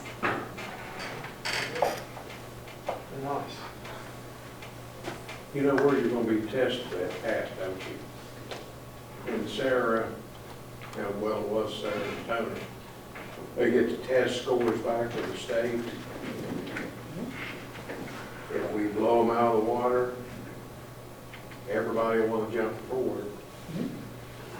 If the ship has trouble and it's taking water, we'll have to read it. And you bring up a very good point. I was an administrator for years in my own facility, and I'll give you this example. I had teachers that wanted to ask me why, my CTE teachers, why should I teach math? Why should I teach reading? They teach those at the high school. Why should I do it? Now remember, I was a multi-county facility, standalone facility, 3 counties coming into my facility, 5 high schools. Why should I teach math? I teach welding. And I said to them, why not? They're with you. They want to be with you. They've signed up for your class. And the instructor said, well, that's just going to make their test scores better. And I said, exactly. That's exactly what we want. If you teaching your welding shop can get to them in fractions and decimals and Fahrenheits and Celsiuses, and they do better on the test, that's great. Why would we not want that? Okay. Further questions? I would just say on slide 6, I think that one of the questions came out, if you can go back to that, slide 6. I think I might have picked up on this earlier. It just says there that we have these therapeutic service pathways, and you list the dental specialists and emergency services. Now, the logical question is, are we going to hire a dental specialist, an EMT specialist, a mechanical, pre-nursing? You have all these positions. Are you going to hire people into those? How do you deliver those to service? How are you going to deliver those services? The nice thing about it is, in this concentration, the basic cores are the same. And then there are specializations that stem from that are handled in the certification process that the instructor most likely already has. Okay. And for dental assisting, for example, I'm going to say that in our new clinic attached to the school, one of the things that I'm going to ask for is that they definitely have dental services. When they have dental services, a condition of the memorandum of agreement, I want that facility, that clinic, to support our students who want to do dental assisting, that they actually have the students to go in and actually do their placement in that clinic. Those types of things will support, and that's where giving back to the community comes into play, that the students are able to go out and participate in these different areas. So we give back, and in return our kids stay and continue to contribute as adults, and they don't all have to leave. I just see a person having a concept, well, we're going to have to hire 130 teachers to do this. That's not going to happen, because we can't afford it by the state. But I would imagine, too, that some of these you would have contracted services for people to provide some services if there needed to be, particularly like an EMT or something like that, or we've done that before with other types of instruction that we wanted in our schools. But a lot of those could be set aside by on-the-job training too, and that goes back to your partnerships. They can go out and physically work in a dental office and acquire those credits, or those courses, or the necessity to get them certified in that area. Yes. And when I think the good part about that is, and when they do that, they do it because they were interested. And they may go try that job out, work at it a while, decide, well, instead of doing this, maybe I'll be the dentist, or, the possibilities are in front of them when they get in that position. Can they get any of these services like through the colleges that we're going to, have like MOUs with? Oh, absolutely, yes. Yes, and all these, we're working to make sure that the credits that we issue and the certifications that we issue transition smoothly, yes. Yeah, we have dual credit classes, as many as we can possibly get. It's a lot of work. Mr. Bayless can tell you, Tracy, it's a lot of work. We have a lot of work ahead of us. We're not taking the easy way out for sure. It just feels like the right thing to do. well, I'd like to say I really appreciate this approach because, again, we're getting to children. I'm just trying to debunk some of the theories of people who can't accept any type of change and don't want to see any type of change. And I would say to them, so we continue producing what we're producing and getting what we're getting. And I think we've got to get out of the box. I hate to overuse that phrase, but think outside the box and get out of the box. and look at how we can improve education for our children. And I do appreciate that. Thank you. That's the reason I'm just trying to debug some of the things that are out there, that questions about how many teachers you're going to have and that type of thing. Well, there's always a lot of questions when you try something new. Sure. It's change, It you is. know, and change doesn't come easy sometimes. But you know, whenever we were gonna do implement the iPads, we were only gonna do the 3 grades. And, you know, we were having a little bit of pushback from that. Bam, COVID hit. They're all in them now. I mean, so, but we were kind of like on the leading edge of that because we had already actually started it. And so we had a little jump. So I kind of felt like maybe this could be kind of the same type of scenario that, you know, we're gonna have a little jump on it, but everybody's gonna have to be doing it, so. Just like I said earlier, one of the most important things to remember is it going to go 100% smooth? We're fools to think that it will. We're going to learn as we go. You know, we have a concept. We have building blocks. We don't have a perfect, we're going to learn and build and adjust as we go. Yep, this is our framework. Further questions? Good presentation. Thank you for your time. Tracy, thank you, and Thank you. hope you have a good vacation. Thank you very much, I appreciate you. Thank you, that's for me. Thank you. I'll be here. Moving right along, action items. A is approval of the Comprehensive Education Facilities Plan, CEFP 2020-2030. Madam Superintendent. Mr. Henry, I may have to leave at 7. If I do, just take over.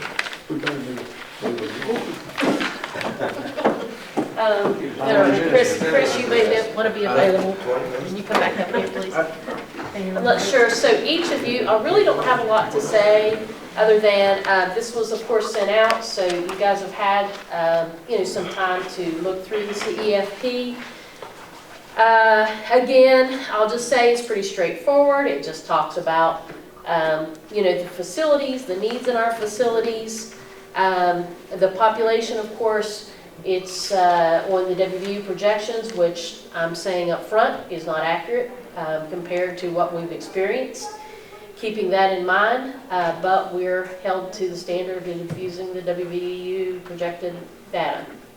Not asking for any changes, not asking for any type of school closures, other than what we've already, agreed to with moving the Career Center to Nicholas County High School, making it a comprehensive school, moving Summersville Elementary School over to the Nicholas County High School once it's vacated in the new facility.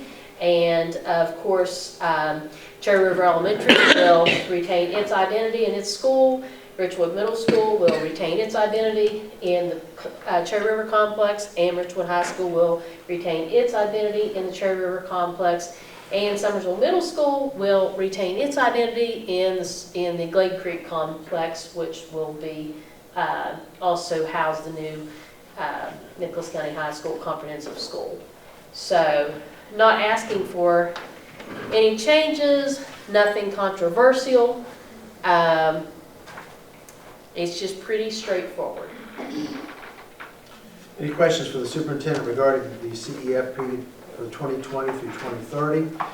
I would also mention that the CEFP, those things can be amended throughout the history of the 10 years because things happen. They're supposed to be reviewed annually. So. Page 36, there's nothing marked under distance learning. Shouldn't that be marked? Page 36. Page 36, number 9, distance learning. Can you give us a form at the top of the beginning? What is it? What's it say at the top? CEFP 2020-100.011 or? Technology infrastructure review and evaluation.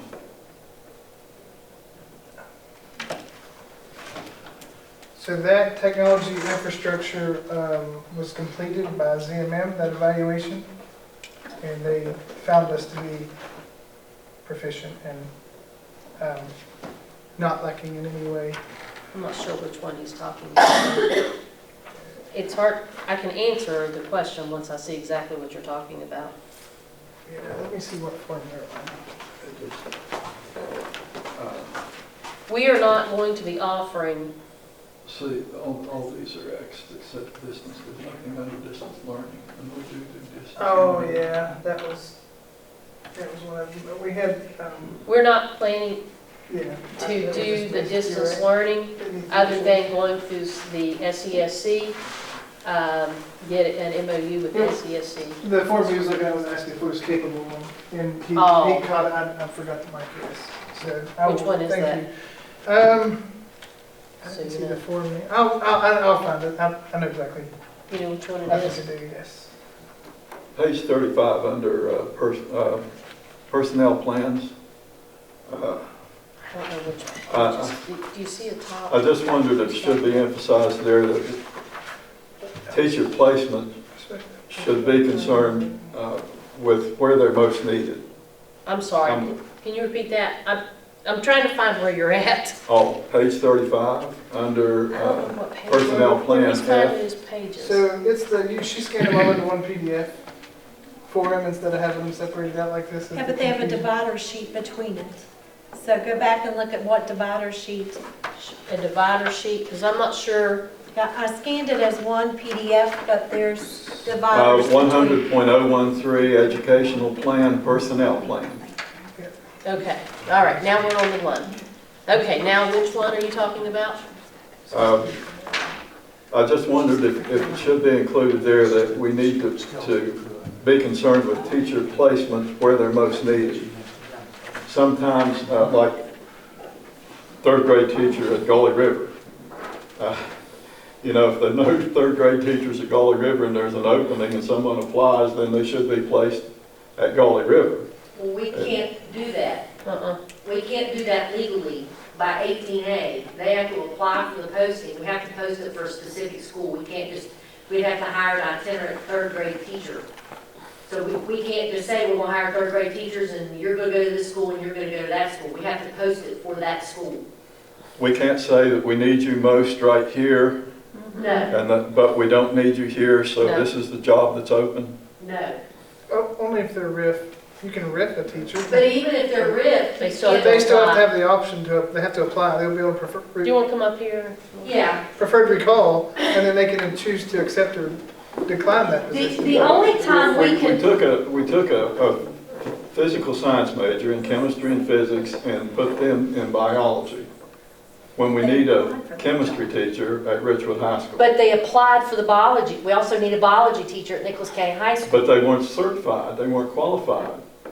So why didn't we say, you're not qualified for They this didn't job, you have to go, you can't Because they have this. to apply for the position. We can't say, you're going to go to this school. The only time we can place a teacher in a position without their permission is during riff and transfer when they bump somebody. But just to say, okay, you'd have to do that through personnel season. We can't just say in September, you've got to go to Richwood High School and teach chemistry because that's what we need. If they don't want that position, we can't make them take it. Right, but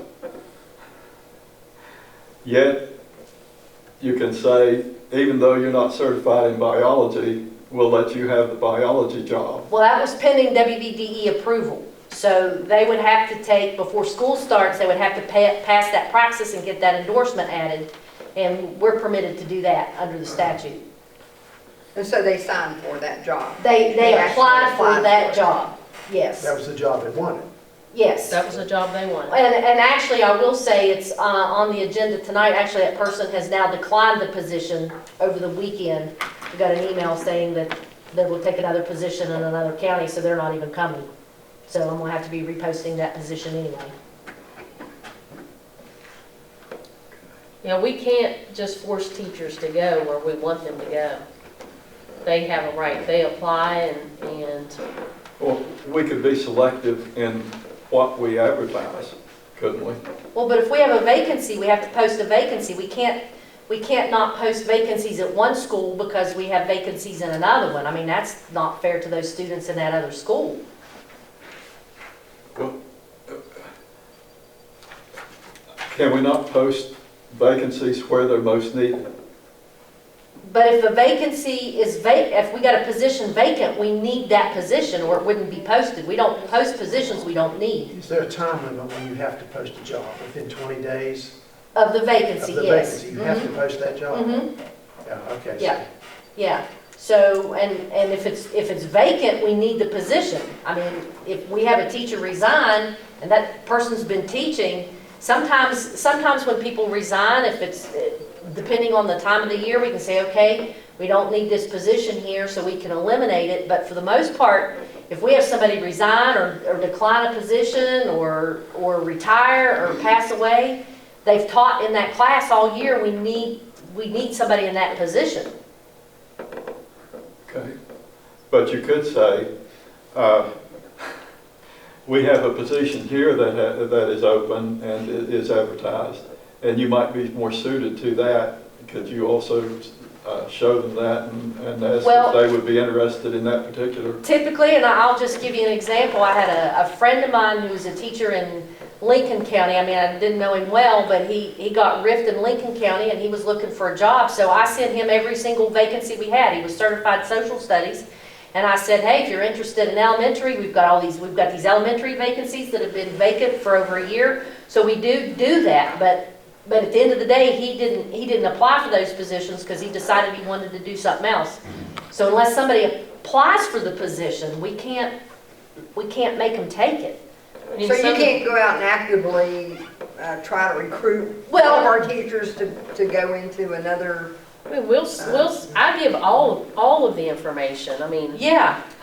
So when we have, our vacancies are posted on our website, and I try to get them on the state website. We email them out. I mean, if somebody's not interested in going to a particular school for whatever reason, maybe it's a distance. Maybe they live in Dixie. They don't necessarily want to drive to Richwood Middle School. now I tell the principals, call people. Yeah. Call people, make them aware the jobs are there. Well, by law, you have to post. By law, we have to post. And if any applicant out there wants that job, they have to apply. They have to apply. officially. Mm-hmm. And they send in that I am interested in this position, and then you call them back for an interview. Correct. That's the way it's always. I think what Mr. Moose Well, is as saying, principal, can you say, I don't need them, put them somewhere else, I don't want them? You better get that Why do you wanna- evaluation sheet. Why would you say that? And look through that, well, sometimes I didn't want some people.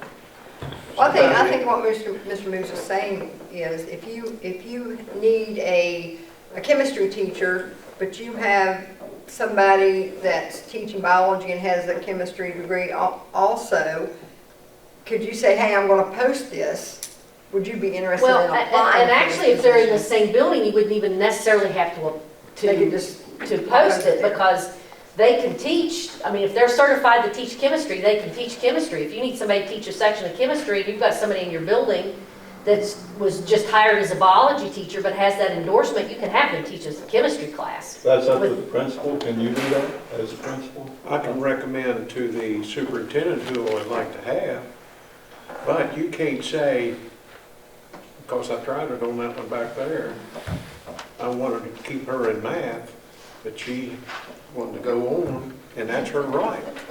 Yeah. I had a BS and a master's in biology and a minor in physical science, so the principal put me in chemistry, and I was there for 35 years.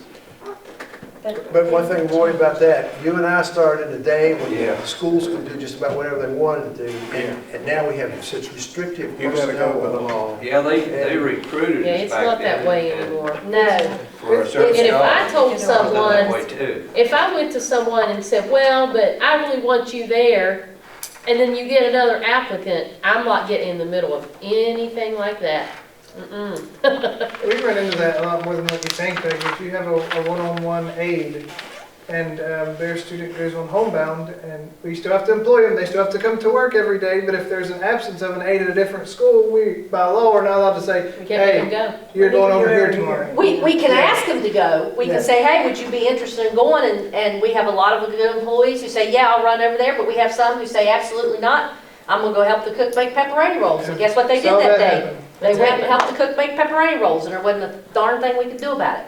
Personnel laws are pretty strict. I don't think we had many personnel laws when we were starting. No. Because I was K through 12 in art, and they came to me and they said, we got an opening in, I think, a certain school, and it's grade school, and middle school, part of grade school.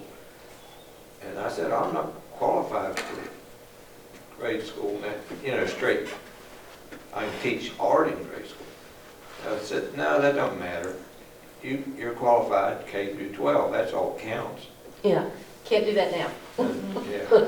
Our certified list won't let that happen. Yeah, see, every year we have to prepare what's called the certified list of personnel, and it takes our teachers and actually matches up the courses that you're teaching with their certifications, and if they're not certified, we get dinged by the State Department, so it's pretty tough.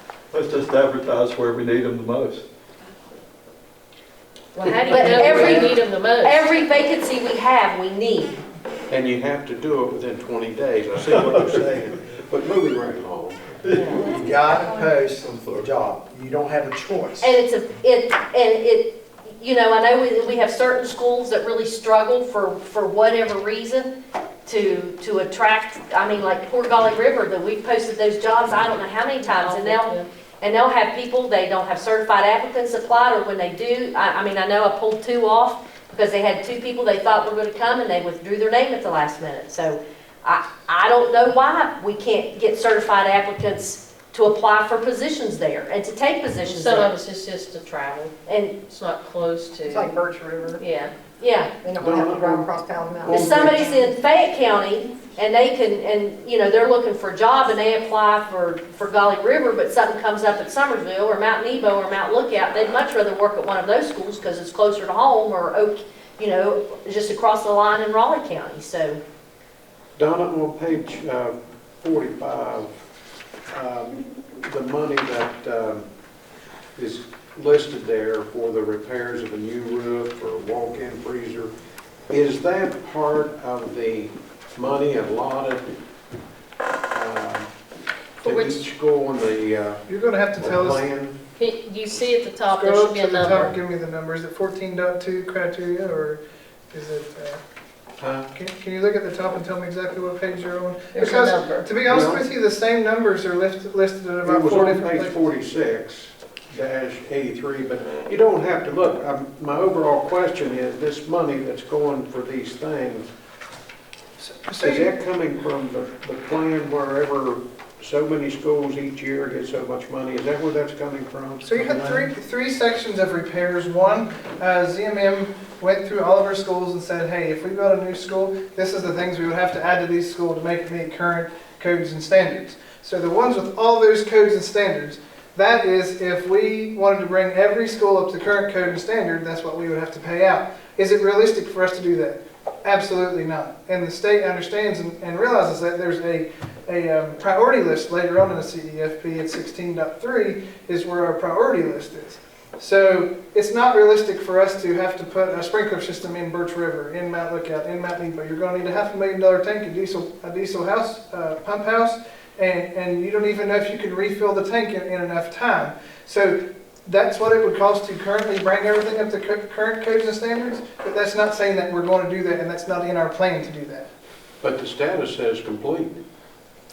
Well, if that's been completed, then it's been something that's happened in the past 10 years. Well, my question, maybe I wasn't real clear, was where's the money coming from? Is that from where so many, each year? For the levy. Most of the time, it was either levy or contingency. We haven't had any SBA plans really in the last 10 years. Golly River was our SBA plan in the last 10 years. So most of the time, it was either levy or contingency. Okay. On that same page, most of them have heating and ventilating listed, except for Cherry River and Zila. Is there a reason why they don't have that? Can you tell us what page it is? Zila was already... Page 45. So Zila was already completed.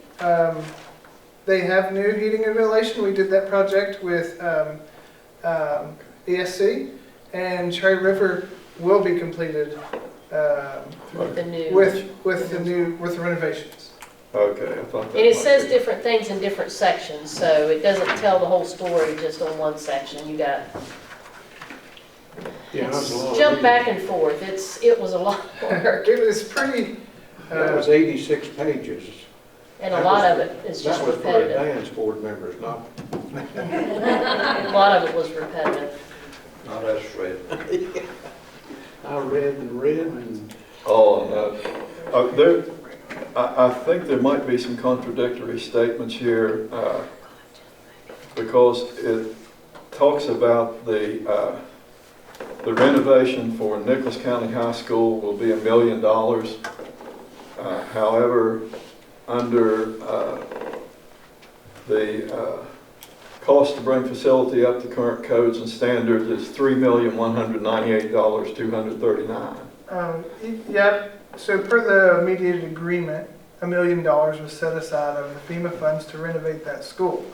Now, if it was to totally be brought up to a brand new school, then that would be the $3 million. But remember, I said that was what they said it would take, but that's not what we are in law have to do by law. In the mediated agreement, it was $1 million set aside for that facility. It just says current codes and standards. It doesn't say brand new school. Well, that's what he means. Yes. Current codes and standards. Right. But like Birch River, to bring them up to current codes and standards, they would have to be replumbed and they would have to get new HVAC. They'd have to be sprinkled because they don't have probably the correct airflow because they're a boiler heater. They don't have nothing but window air conditioners. Now, yes, you would have to spend that money to bring them up to current codes and standards, but that doesn't say that what we currently have is illegal.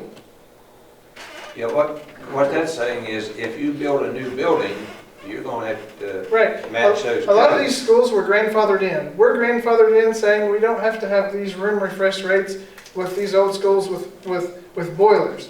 We don't have to have sprinkler systems in Birch River. We don't have to have them in Mount Nebo, Mount Lookout. All these schools are not required by law to have these systems in place. Okay. Well, in that case, when you add up RHS and Richwood Middle School and Cherry River Elementary, it comes to $43 million to build and bring them to code, according to these records here on page 50. However, we estimate the building's going to be $30 million. Plus, we have to consider all the extra costs because of the additional cost for materials. So what are we going to do? I mean, which is right? So that $30 million came. $43 million? The $30 million number came from the agreement and supporting documents with FEMA, with the West Virginia Board of Education, and SBA. That was an estimate, and to be honest with you, that was an estimate from probably 3-4 years ago. 2018. Yes. So we told them we can't give you an exact cost. That's what we've been working closely with the state to get it correct and approved. CEFP, and that was the numbers they suggested that we use. So it's an estimate. That's all we can give you. We don't have building estimates. We don't have any of that information that would be 100% accurate. And so they said this has to, they're going to be more strict on reviewing this yearly. And next year when it gets reviewed, maybe that would be the time that we update all this when we have cost estimates and such. But we don't have the cost estimates. And the facility at Richwood, Cherry River, Richwood Middle, Richwood High School will be up to current code and standard. 100%. Absolutely. And I think That's that it. larger 48 or 50 million, whatever was 43. 43, was the old buildings, bringing them up to code, wasn't it? No, Instead of, there's that's blank on those pages. Bringing them up to code is blank on those pages. We don't have current buildings to bring up to code. Right. We Yeah. have modulars, so But- they'll get pulled out. So that $30 million, maybe high, maybe low, maybe, we don't know where that number's at. Personally, I think it's probably low. But that's the documents that we have to back up that number. We could not just pull a number out of thin air and place on this document. We have to have reason and proof where that number came from. So that number was approved and agreed upon by the Department of Education, by FEMA, and by the SBA. That was the budget. That was in supporting documents given to them. So that's where we got that number from.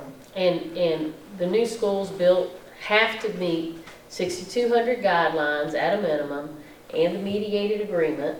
And so next year on this annual review, because it is impossible, we do not have the totals right now. We don't have them. So next year, when we have our annual review, things will be updated. There will be changes made. Did we complete every item that was listed in the 2010 through 2020 CEFP? Did we complete every single item? When I came in, there was very few things completed.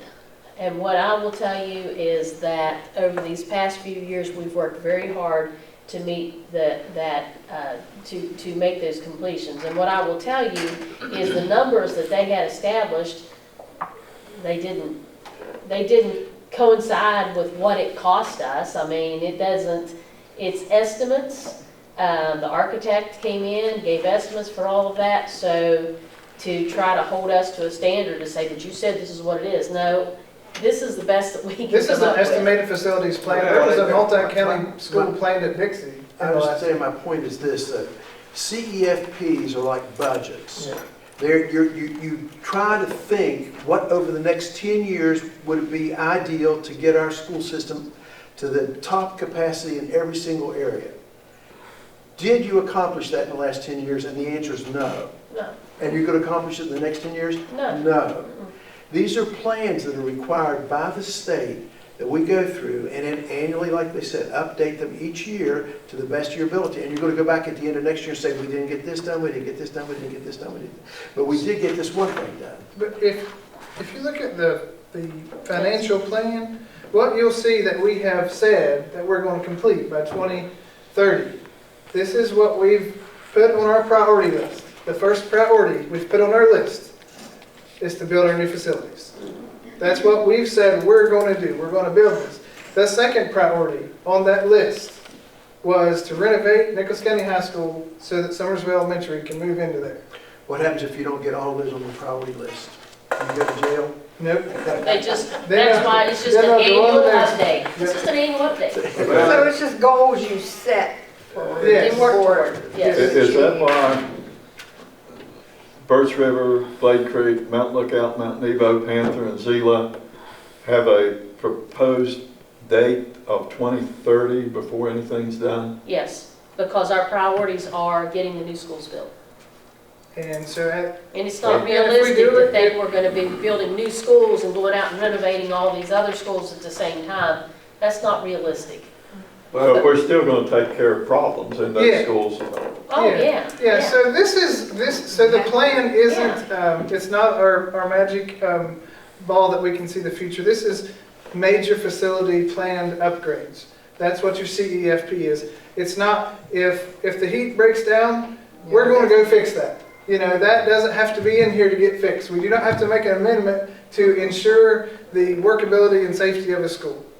It doesn't have to be. That's just, this is for planned upgrades and planned major facility improvements. And so what this also does is, because we're saying, hey, if we need a new school, we would have had Gully River, we had Gully River in the old CEFP. And they're saying, well, because we have to say, we don't have the money for this, we're going to expect an 80% of the school from the SBA. Well, so then they take and prioritize, try 2 years ahead of what projects are coming down there, their needs Across the projects. So then that helps the state budget, the SBA, that helps everything get funded. It just helps everything get rolling to see the need of what's out there. So these are all estimates and they're all plans and there's nothing really guaranteed. This just helps us budget our county, because if we didn't have this, then ZMM probably wouldn't have got paid to go around to every school and say, hey, your heat's probably going to go out in the next 10 years, or you're out of compliance here, or so that forces counties to evaluate their infrastructure, and it lets the state know the state of their infrastructure, And have a maintenance plan. and it makes everybody have a maintenance plan. Who's going to do the renovation of Nicholas County High School? CMN? That hasn't been bid, or, Oh, okay. I mean, Well, Yeah, they're the architect. they're the Yeah, architect they're of the architect. FEMA fund, so yeah. Yeah. It looks like we're saying that's going to be done in 4 years, because Glade Creek is projected to be done in 2024 and Nicholas County High School in 2028. It's been projected to us that they think they can renovate this school in 1 year. So after 1 year of completion and Nicholas County High School students move out into the new facility, that gives us 1 year to retrofit because you have to have smaller toilets. You're saying it's saying 2028? We have a date wrong on that? So you It said says we've got a date wrong. 2028. So there's a wrong date. There's a wrong date. That'd be 2025. Yes, it's wrong date, Page 73. 73. You want to write that down so you know, because we don't have numbers on it like that. Oh. I think I'm I've sorry. actually got that changed already, but I did it I'm going to after. print this thing out, so I know where I am. Mr. Hess, we do have money in our levy set aside for repairs for, at each school. Or on the back of this. Yeah, there are facility monies in this levy call, $25,000 for every What's the priority list? individual school. And so maintenance director will be taking a look at that and making repairs based upon priority. And then in addition to that, there's, if I recall, about $150,000 in levy facility monies that they can use across the county in any school or any area that's needed. This would be a guide on how some of that money could be spent. Yes. But also then each year you've got to go through and look at your BRIM inspectors that come in and say you got to do this, you got to do that. Then that takes priority. Yes. So I'm going to step outside for a minute. So the schools, Kevin, that, what is it, 3 schools, is it 3 schools every year that get, are they split at 25?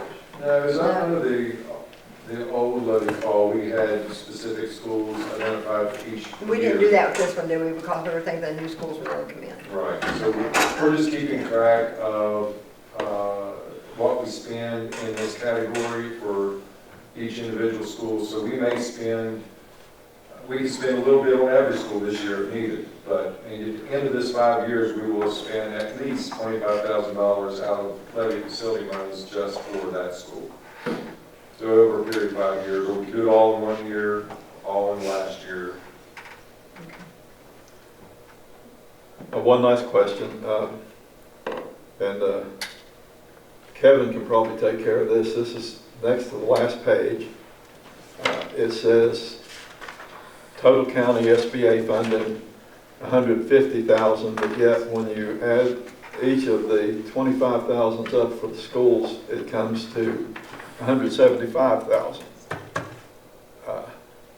I could get you guys that page change, and I'll say I'm sorry I forgot to send it out to you guys. That total got changed because after I sent this to you guys, the state had said, hey, we really need to change a few things on that page. But the total... Well, the 175, there was already architectural fees. There was already the fees for Pterodon. There was fees that were taken off the top of the $177.5 million before.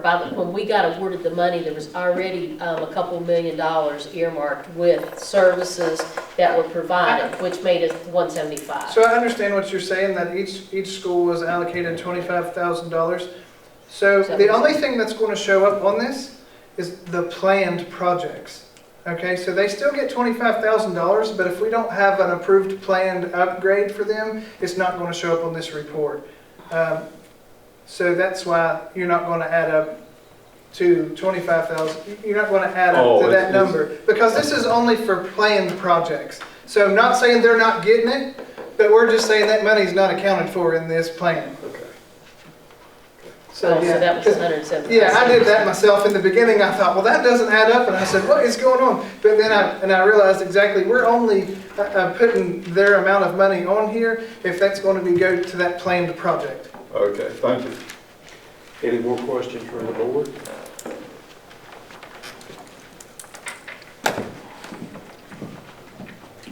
Okay, we'll move on to the bus contract. Here, he's here. He needs to turn everything off. I'm assuming he's okay with it, they sent it to me. So Rocky Roberts, of course, he isn't here, but he forwarded on a request for the contracted driver for Kessler's Cross Lanes Post running area. Tracy Hanks has done that since 2014. She's requested her daily rate of pay to $60 per day due to an increase in expenses and maintenance. And Mr. Roberts is asking that we support that increase. And I'm going to ask a question. It doesn't say on here, but Kevin, do you know what the current rate of pay is if she's asking for it to go up to 60 per day? I do not. I'll look. Do they use their own vehicle? They do. This is contracted, and this is one of the only contracted routes I think we have in the county. I think we have 2 altogether. Two The other one resigned. or 3. One resigned. Yeah, I think Whenever that, like Birch River out. Yeah, that one resigned. So Are That's they what paid the resigned. same? that one They're resigned. bid. I don't think we have a new one yet. Each run is bid separately, so each contract has it. So this is not a catch-all, this is just this one.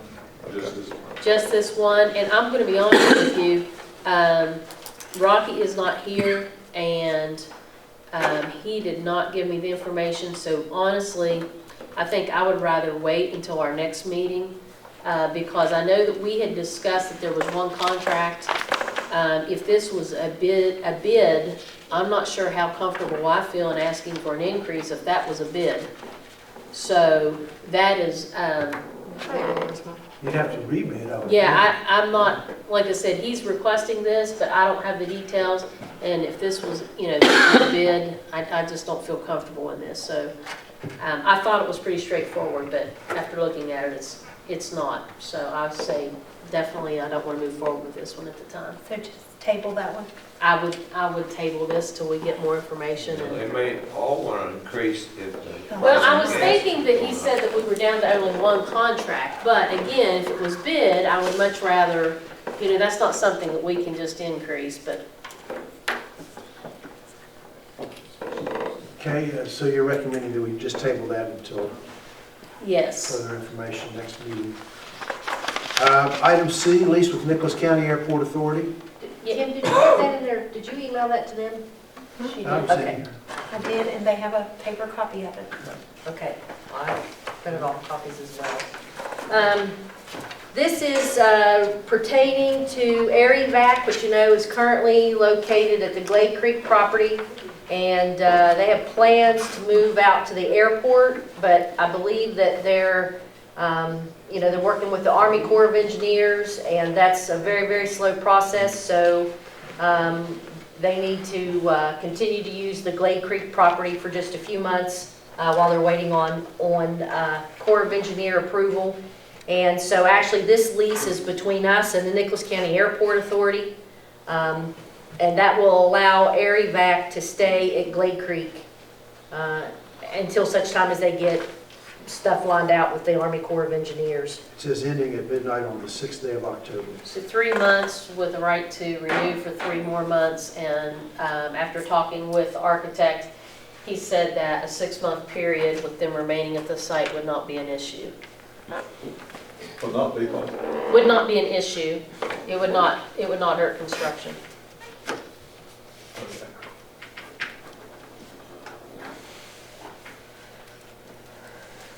Any further questions for the superintendent in regard to lease with the Nicholas County Airport Authority? Item D, MOU with Southeastern Educational Cooperative for a special education specialist. Yes, if you'll recall, during personnel season, we eliminated the secretary accountant position for the special ed department. And the special education director, Lydia Young, discussed that the needs for her department was for a special education specialist, and that's what this contract will allow us to do. So this is to replace that position. This will be a part-time position, 17.5 hours a week, and it will be paid for with special education funds. We're going to contract it through the SESC. Yes. Just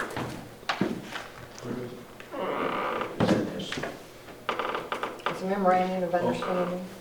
I have a paper copy of it, Mr. Moose, if you'd like. Well, what's it? I just have the amended.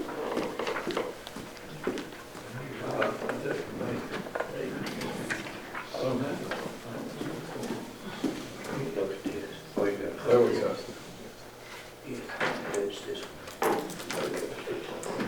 Thank you. Any further questions for Mrs. Atkins in regard to the MOU with the Southeastern Educational Cooperative for a special education specialist?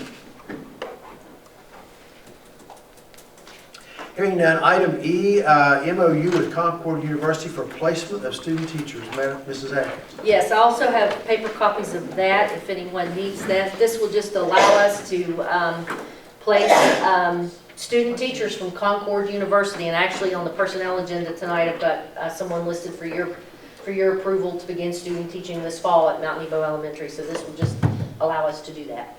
That's like the one in Bluefield that we had last time? Yes, yes. Do we have that with Glenville? We used to have it with them, but we don't have that same contract with Glenville now. Or do we? Yeah, if they have people they need to place, generally what happens if they've got somebody who they're going to place here, they just send us an MOU and we put it on the agenda. And, Okay, just yeah, right, whenever it's needed. right. Okay. Any further questions for Mrs. Atkins in regard to the MOU with Concord University for placement of student teachers? Hearing none, is there a motion to approve action items A, C, D, and E, and table B? So moved. Mr. Amick moves. Is there a second to the motion? Second. Mr. Berry seconds. Any further discussion in regard to action items? Hearing none, all those in favor of the motion signify by saying aye. Aye. Those opposed, like sign. Madam Secretary, the motion passes unanimously.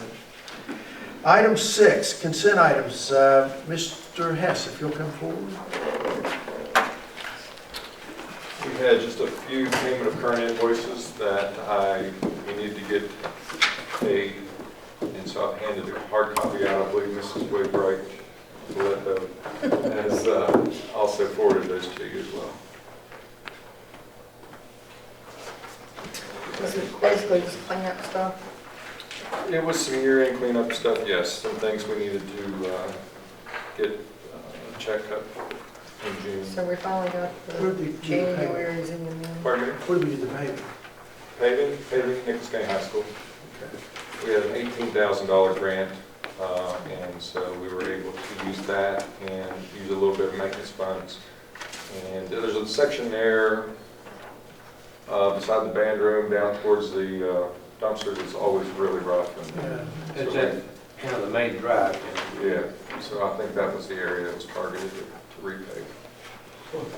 What school does it say? Nichols County High School. It's that paving one on page 2, boy. Yeah, I found it, but it didn't say what school. It's the bid that they approved last meeting.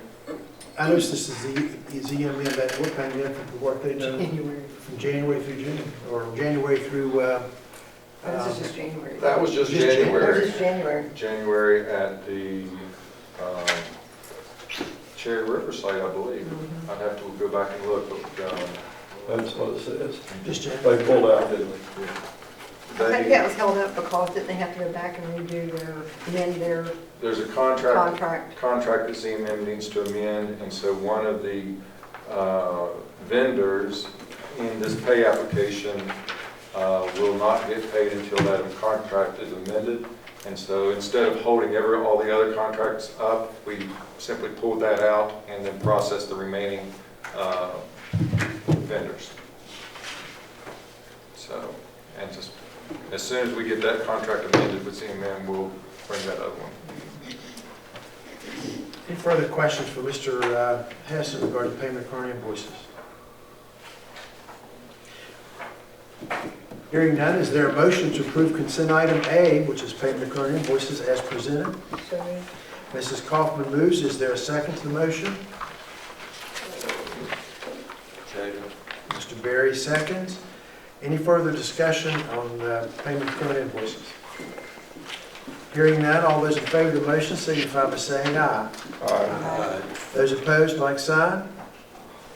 Madam Secretary, the motion passes unanimously. Personnel, Mrs. Atkins, Madam Superintendent, board members, is there a need for an executive session relative to personnel matters? No, I don't. Okay. I'm passing out here the amended personnel agenda, as well as an updated vacancy list. I have made copies available to the public. Ray, it's out there if you didn't get it. Do you have the vacancy list up too? I can give you that. Okay. I'll give you my copy.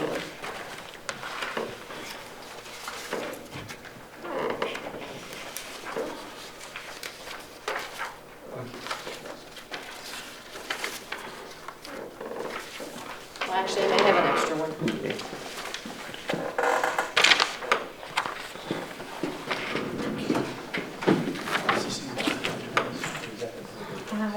I was going to put the full address. Was that yours?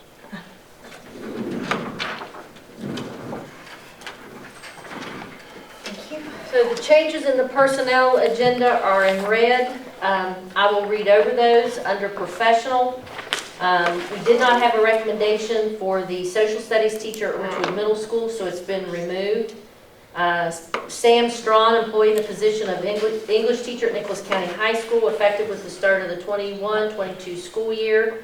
And the rest of those positions have been removed because we did not have certified applicants or recommendations. Under consent, have rescinded the hiring of Bryce McCourt as biology teacher at Nicholas County High School. And also to approve the student resident teacher at Mount Lookout Elementary School for the 21-22 school year. And on the back page, you have a leave request from one employee. I will not read that aloud to protect their privacy. What's a student resident teacher? A student teacher. We've gone to a residency model in West Virginia, so, you know, it used to be they would student teach for like 12 weeks or something like that. Now they student teach for an entire year. Oh, okay. Yeah. We do not mention their name in the employment. Probably should have. Hang on. Does it?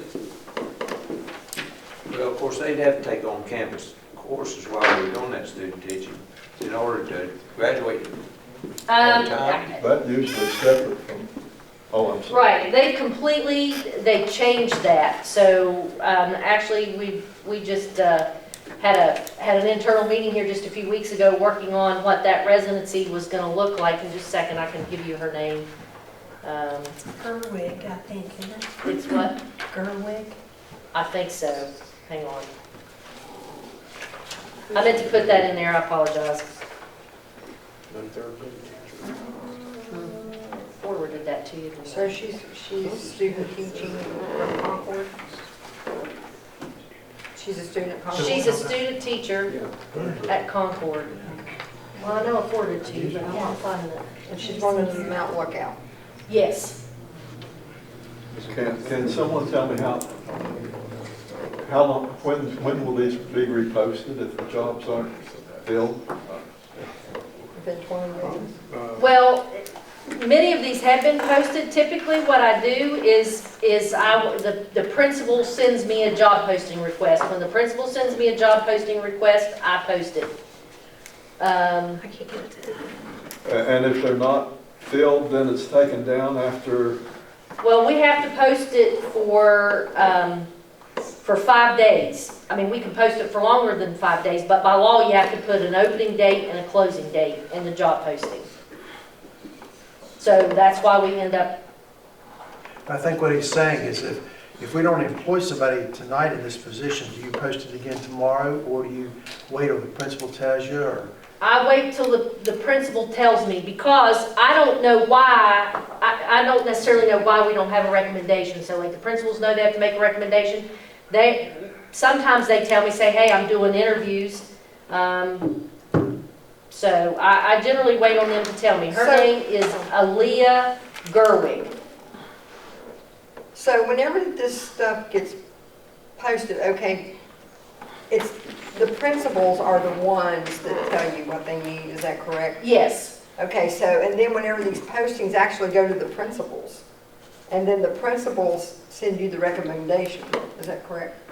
yeah, the applications go there, and then they'll. So they don't come here to you? No. They go They to the go directly to principals. the principal because they have a hiring committee at the school, so they sort through those, they do interviews, and, you know, it's been difficult sometimes to get, particularly due to COVID. Now, hopefully that's will start to alleviate some, but, you know, to schedule interviews, and you gotta get your hiring committee together, and so it's not just you post a job, it comes down Friday, and Monday you got a recommendation. Sometimes it works out that way, but sometimes it takes them a couple of weeks. So basically, that's not something that's handled here in the board office, it's handled at the school. School level, It's yes, the principal. yes. And then the hiring committee will make a recommendation to the principal, and sometimes the principals will then call me and say,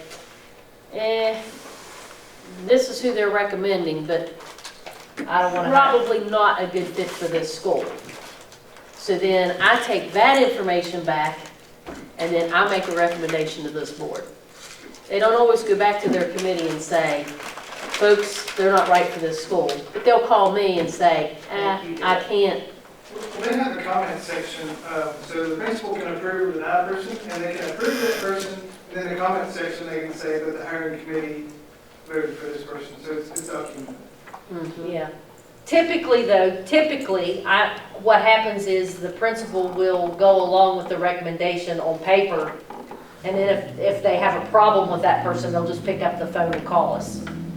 It's Yeah. typically how it works. We have Make her those. the head. Make her the Well, head. that's what I get paid to do. Hypocrite. Yeah.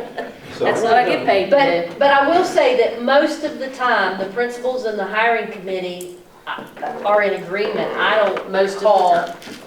I don't recall a single instance since we've gone to this online application process where the principal and the hiring committee have recommended people differently. So when they're recommending someone, they have to take into account their job qualification, their certification, their Yeah, there's actually a hiring matrix.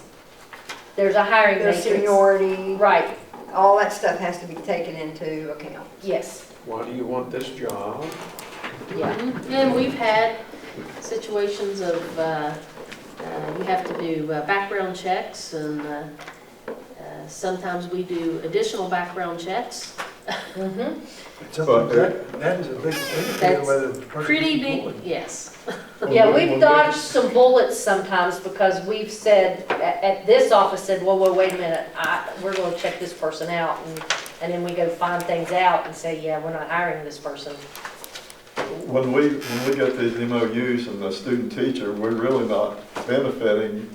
I mean, they have to have a supervising teacher, so we're not getting extra people, are we?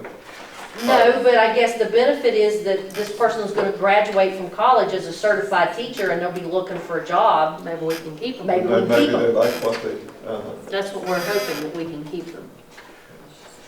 Well, and what he's saying there, this Aaliyah Gerwig, Mm-hmm, she's a student resident teacher. mm-hmm, So she is still in college, yes, okay? But she's coming here, and we're going to allow her to teach in our school under some type of supervision, yes, and with the potential that she's going to remain there or in a position that she could. correct.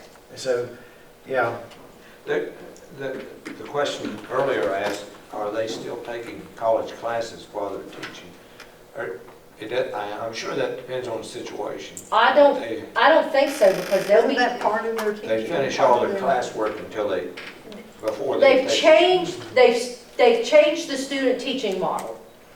So it's not the student teaching the way that you did, Right. or even the way that we did last It's year. full-time teaching. It's full-time teaching It's for not a part-time. year. It's a residency model, they call it. when we did the block, and you went Yeah. out, and you 9 had, weeks, I think. still had classes going on, and you went out, and, Kind of filter into the class. but that's not it now, though. That's not- I don't think so, no. I think it's more of a hands-on approach. Actually, if you think about it, it's real kind of, it's very Kinda- similar to what you want to do with the new Nicholas County High School, because it's all hands-on approach, and we actually have to have a team. They'll pretty much hit the road running. Yes. Yeah. Mhm. They won't. you've also presented for us a list of current vacancies with 23, is that correct? Yes. That's a lot of Well, we had several people, if you recall, the last board meeting, we had several people retire. And what typically happens is that we fill positions typically by moving people around in the county. It's rare that we hire people from outside the county, and when we do, it's just like this, Bryce McCourt, who then turned the position down. We have 5 positions listed for Golly River. That looks like the most, is that correct? That's correct. Yeah, but 2 of those are new, right? No, no. Flex? Well, they're new in that they've not been filled with a permanent employee. This is actually going into the second full school year that we've had those. How many people do we have left on the recall list? 0. So these are new, but we would have to fill these with new people. Correct. Nobody on the recall. No. The one person we had on the professional preferred recall list actually resigned and has moved out of state, I believe, So we need 23 teachers? yes. Is science 3 what Kim taught, Kim McPherson? Yes. The chemistry? Yes. Bless you. It just happened that there's 4 third-grade vacancies in the county? Yes. That was a busy year. Yes. I wonder if there's Yeah. I think There's no reason? For the 3rd grade, I think we discussed that a little bit last time. It's an important testing year. And we've had, for instance, like at Lake Creek, that 3rd grade teacher moved into a 5th grade position. So we had a 5th grade, we had a teacher retired at Lake Creek, it was a 5th grade, or no, she took a job at Mount Lookout. The 5th grade teacher went to Mount Lookout. So the 3rd grade teacher at Lake Creek said, I want that 5th grade position. So she took the 5th grade position, leaving us to fill the 3rd grade. And the principal can't do anything about that either, in-house. Well, in that circumstance, we can there are certain instances where people within a building can transfer, you can fill a position in a building without posting it if the employee, the principal, and the board all agree. But still, if they do that, you're still going to have a vacancy. You're still going to have a vacancy, Because wherever they and live. the employee has to agree. The principal couldn't say, I'm moving you to 3rd grade. Can't do that. But he can say, I'm not moving you to 3rd grade? Yeah, they could say, I like you better in 5th grade, so I'm not going to recommend that, in which case then it doesn't come before you. Okay. Whoa, that's pushing it, isn't it? For a voluntary transfer? No, that's, No, I'm not talking about volunteer. If you post a position and that person wants to move, no, he asked me. you're talking something. Right, yeah. In school. In school, right. So if you had a 3rd grade vacancy and you really liked your 5th grade teacher in 5th grade, and your 5th grade teacher said, I want that, and you're going to say no. Now, if you post it, that person may slide into that, but we wouldn't bring it before you as a voluntary transfer.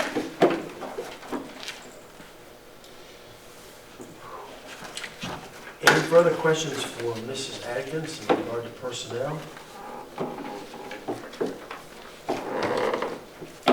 If not, is there a motion to approve the personnel agenda as presented this evening?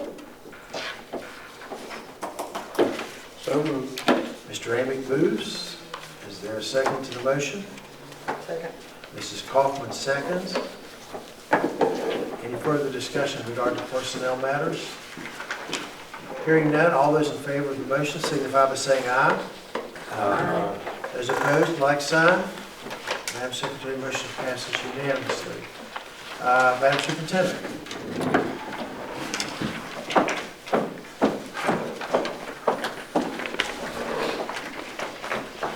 So last time we had some discussions, I don't remember if it was Mr. Moose or Mr. Amy that asked about the food for Ridgewood Middle School students going from the cafeteria, carrying their food back to their classroom. I didn't realize, but Sherry Mao had already ordered these trays, pretty nice trays. They are heavy. They come They seal to keep the heat in, and milk will actually lay on its side. Full hamburger is designed, and I'll pass this around and let you see, but it's one of the things that we'll do to help the students to make sure that their food stays warm as they're transporting it, and keep them from spilling it. So I'll pass that around, let everyone look at it. That'll work. Yeah, I mean, I don't want them having cold food. No. So anyway, that'll be nice for them, and it'll be, easier to So carry. will they go through the line and they'll give them the food and then they'll put that on as they leave and carry it back to class? Yep. That is heavy. Yeah, you can open it up and stuff. I mean, it's, and I just also wanted to show you these pictures. Hopefully these will work, right? Yep, okay. So I went out today to do the checkoff list for Cherry River Complex. And as you can see, this is Legion Street, and this was the wall. And I know as it was being constructed, I think Mr. Moose had the question, why is it so tall? Well, when things are being engineered, it always doesn't make sense. You see a really tall wall, but you can actually see now it's not. It's very short. It's because this roadway was built up. And you'll also see that, again, I'm just showing the drainage, how it is it's very, very nice how this turned out. There's a fence. How is that sand, why is that drain sandbag there? I don't understand. That was, New material. yeah, it's the grass. They're giving it time for the grass to seed. Okay, they're gonna take that out. Oh, yeah. Drain won't work there. Okay. No, well, DEP is requiring us to have the silk fences up and to have this. So that's another discussion we had. The DEP permits will remain open. So until 70% of the vegetation has seeded. And once that happens, then the silk fences will be removed and this will be removed. But it has to be there until. Yeah, that curb will be a little shorter than what it is now when you come back and put the final coat on that. Yeah, there's an inch and a half left to go on top of that, Yeah. of pavement. But yeah, I mean, if you didn't have that and it rained right after they seeded that, your drains would be full of grass. That- They're strong. That is a Strong. major improvement to Legion Street. Oh, yeah. It's like it's a two-lane street. Well, it's Yeah. very nice, and one of the things, again, our critics say, oh, it's just a parking lot. It's not just a parking lot. There's been a lot of major work that was accomplished here. It's really benefited the school and the community when they use this. It's very nice. The drainage, you can see this fencing. And I have another picture to show you. The fencing's very attractive. One of the reasons that it's there is as this goes up the hill, the wall is steep.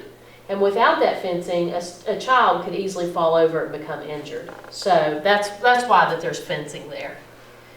You can see, you can't really tell the depth as much here. I'm not sure. It looked to be 6 to 8 feet tall. I'm not a great judge of measurement, but it's pretty steep. This gentleman was standing here from ZMN. We were doing our punch list today to see all that had been done, to see if they were finished. And basically most things have been. There was a few cracks along this wall, and they were looking at ways of what do they need to do anything to keep it from further cracking. I guess they said it seems to be pretty standard, but they're going to look to see is there something else that needs to be done to that. And we'll know about that later. And but you can see a little bit from the height with this man standing there. Again, that shows the depth of it just a little more on Legion Street. Again, this was a great improvement, if you know what this looked like before. Is that pavement about 18, 20 foot wide? Do what? The paved area was 18 to 20 foot? It's like a 2-lane road, I think. Yeah. It's really nice wide Total improvement. road. It's a huge improvement. Again, you can see here. The 2 lanes. Again, very nice. And I know that before all of this started, this road was in very poor condition. It had patches of, there was holes in it. And then, of course, we paid to pave part, and the city paid to pave part back early on. And this is just the opposite side of Legion Street to show that they went in, seeded that. They also did some, landscaping there. I didn't get the picture loaded, but there's also a drainage that goes by the school. It was a big improvement. I just took a picture of the lot.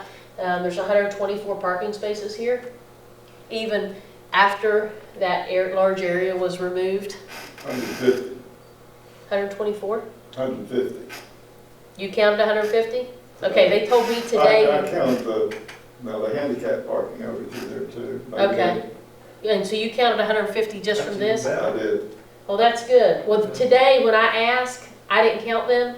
They told me they striped 124 spots. So, but if there's 150, that's even better. I'm pretty sure. Okay. Plus I have additional parking. Around the other around the side. other side. Yeah. So you can see the handicap parking here. Again, it's this area. I took this just to show you. We had the playground equipment sitting there. This is a designated wet area. Of course, we won't be able to get into. This also encompasses the floodway, which again, we will not be putting anything in there, which is kind of a shame because that is a nice big flat area. Would have been nice to have used, but as you know, we're not allowed to go in the floodway area. But this will just be seeded. They're going to come back and seed up to about this area, and so that'll all be nice and grassy, attractive looking. They left the fence. Oh, this is also above the parking lot, right below the school. You can see the school here. The drainage, when the city tried to go in with their volunteers, they put in some pipe and stuff that collapsed. And so anyway, this drain comes from Legion Street by the school and follows the old fence line.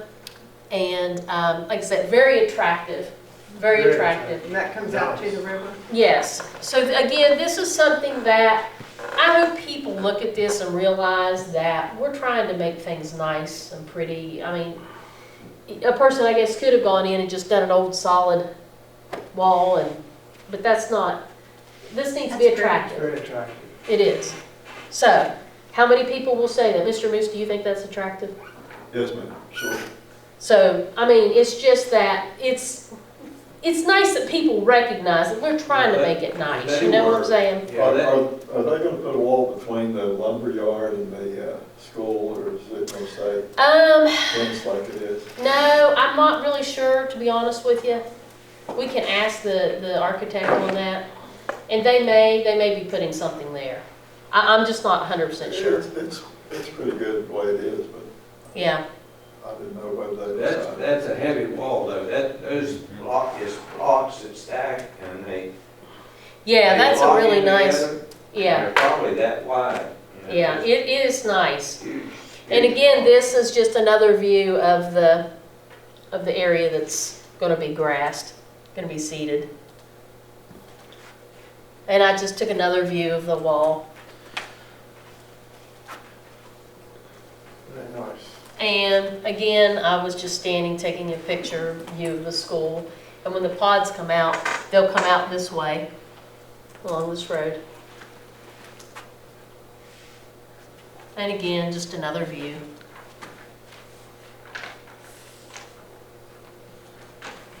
This silk, again, the fencing will be removed when we get to 70% of the grass growing, the sodding. And I wanted to make sure I took a picture of the handicap spots because there were some people saying that they wanted to make sure that we had those noted, so they're there.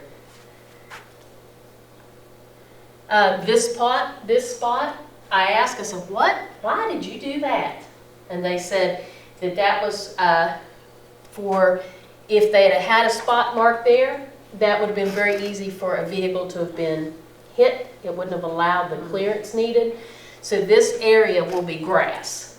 instead of having gravel. And if you see the guardrails, I said, why are the guardrails like that? I thought they would be like galvanized. And they said, oh, no. Nope. When all this was designed, it's for aesthetics to go with the rustic look of the school. And when this gets the color that it's supposed to be, it's supposed to tie in and be beautiful with the school. So I don't know about it. That's just what the designers did. So it was designed with the purpose of tying everything together.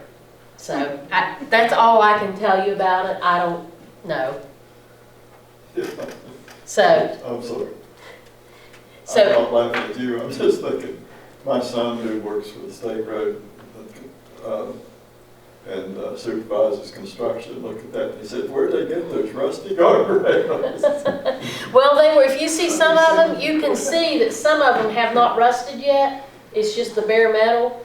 But I asked the architects, I said, what is that? And they said, no, that's what they have designed. That's going to tie everything in. I said, okay.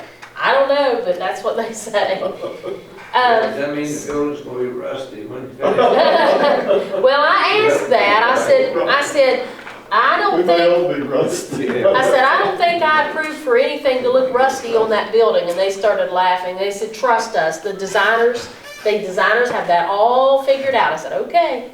So, and also the last thing I want to briefly mention is we do, and I have Sarah Lee here. She absolutely knocked it out of the park when we presented to the State Department of Education with the ARP funds. That actually, they used those words, said we knocked it out of the park.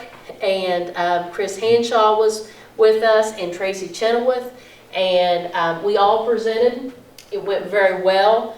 They liked everything that we presented, except for they told us, which we already pretty well knew, that a couple of the roofs that I had asked for this building and with the old RISA building, and replacement of auditorium chairs and the carpet at Nicholas County High School auditorium, those are the areas that they're not going to approve. And we're okay with that because we have a plan B, plan C that really is geared more toward instruction. So anyway, Sarah Lee or Chris, they can speak to it if you have any questions. But again, I went over all of those things like replacement for iPads, technology, all those types of things that we discussed. But anyway, went well. They were very pleased with it. So. Yeah, I think you mentioned to me that they told you they wished that other counties had done. They did. They were very pleased. They said, we really wish other counties would follow what Nicholas County did. And Dr. Lee said, I just followed your rubric. So see, she follows directions well. She put it together. And I just wanted to give her a great deal of praise for this because she did a phenomenal job. She did. That's all I have, unless anyone has questions they need me to answer. When you were showing me the road in the beginning, I hate them, but in a lot of places, let's remember that a young person may come up through there and hot rod it. Will they put in speed bumps, or is that not? Oh, I have no idea what the city will do. It's kind of turned over to the city, the road will be. Well, remember, there's going to be a final 1.5 inch covering over top of the whole parking lot when it's done. It's nowhere near the final stage. They'll still cut and put lighting and wiring and all that in there. So. But you're talking about like Legion Street? Yeah. So technically, we own Legion Street. We own all the way over. But Legion Street is the city street. So anyway, I don't know, how a person would prevent them from hot rodding other than, the city police officers being there or us having our, our officers that will be stationed there to help prevent that. I'm sure if they come in there and started that, the neighborhood probably would be complaining and probably would be taken care of in short order, I'm sure.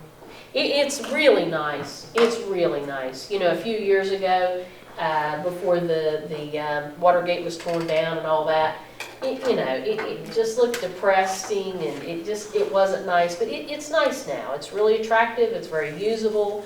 It was good that we were able to purchase that property and expand and make that a nice big parking lot. And so anyway, I just think it was a great improvement to the complex. Anything else for me? Well, thank you for the pictures. That's very helpful, and it's good to see the progress we've made. Those are great improvements in that, in and around that school area over there. So. Yeah, I'm pretty proud of them. And as Chris said, they will be doing the final coat at the completion, and they will have the lighting. So. I think you're right, it does add aesthetic value.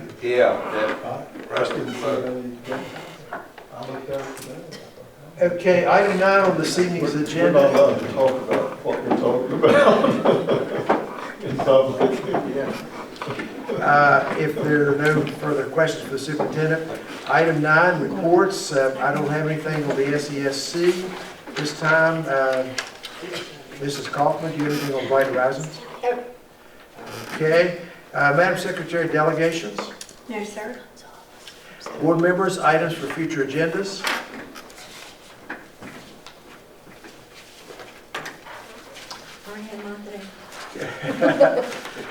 All right, hearing none. Item 12, we have a regular meeting on Monday, July the 19th. We have a regular meeting on Monday, August the 2nd, Monday, August the 16th, Tuesday, September the 7th, and Monday, September the 20th. These are all regular meetings. We have a meeting scheduled for July 22nd Yes. at 9 a.m. and that is with the architect in the work session for construction facilities. Sorry, I forgot to put that one on there. That's okay. Anything else? Hearing none, is there a motion to adjourn this evening's meeting? Make it. Mr. Berry moved, and Mrs. Kaufman, I'll give you the second on that. All those in favor of adjourning, signify by saying aye. Aye. Those opposed, like sign. Madam Secretary, we're adjourned at 7:49 p.m.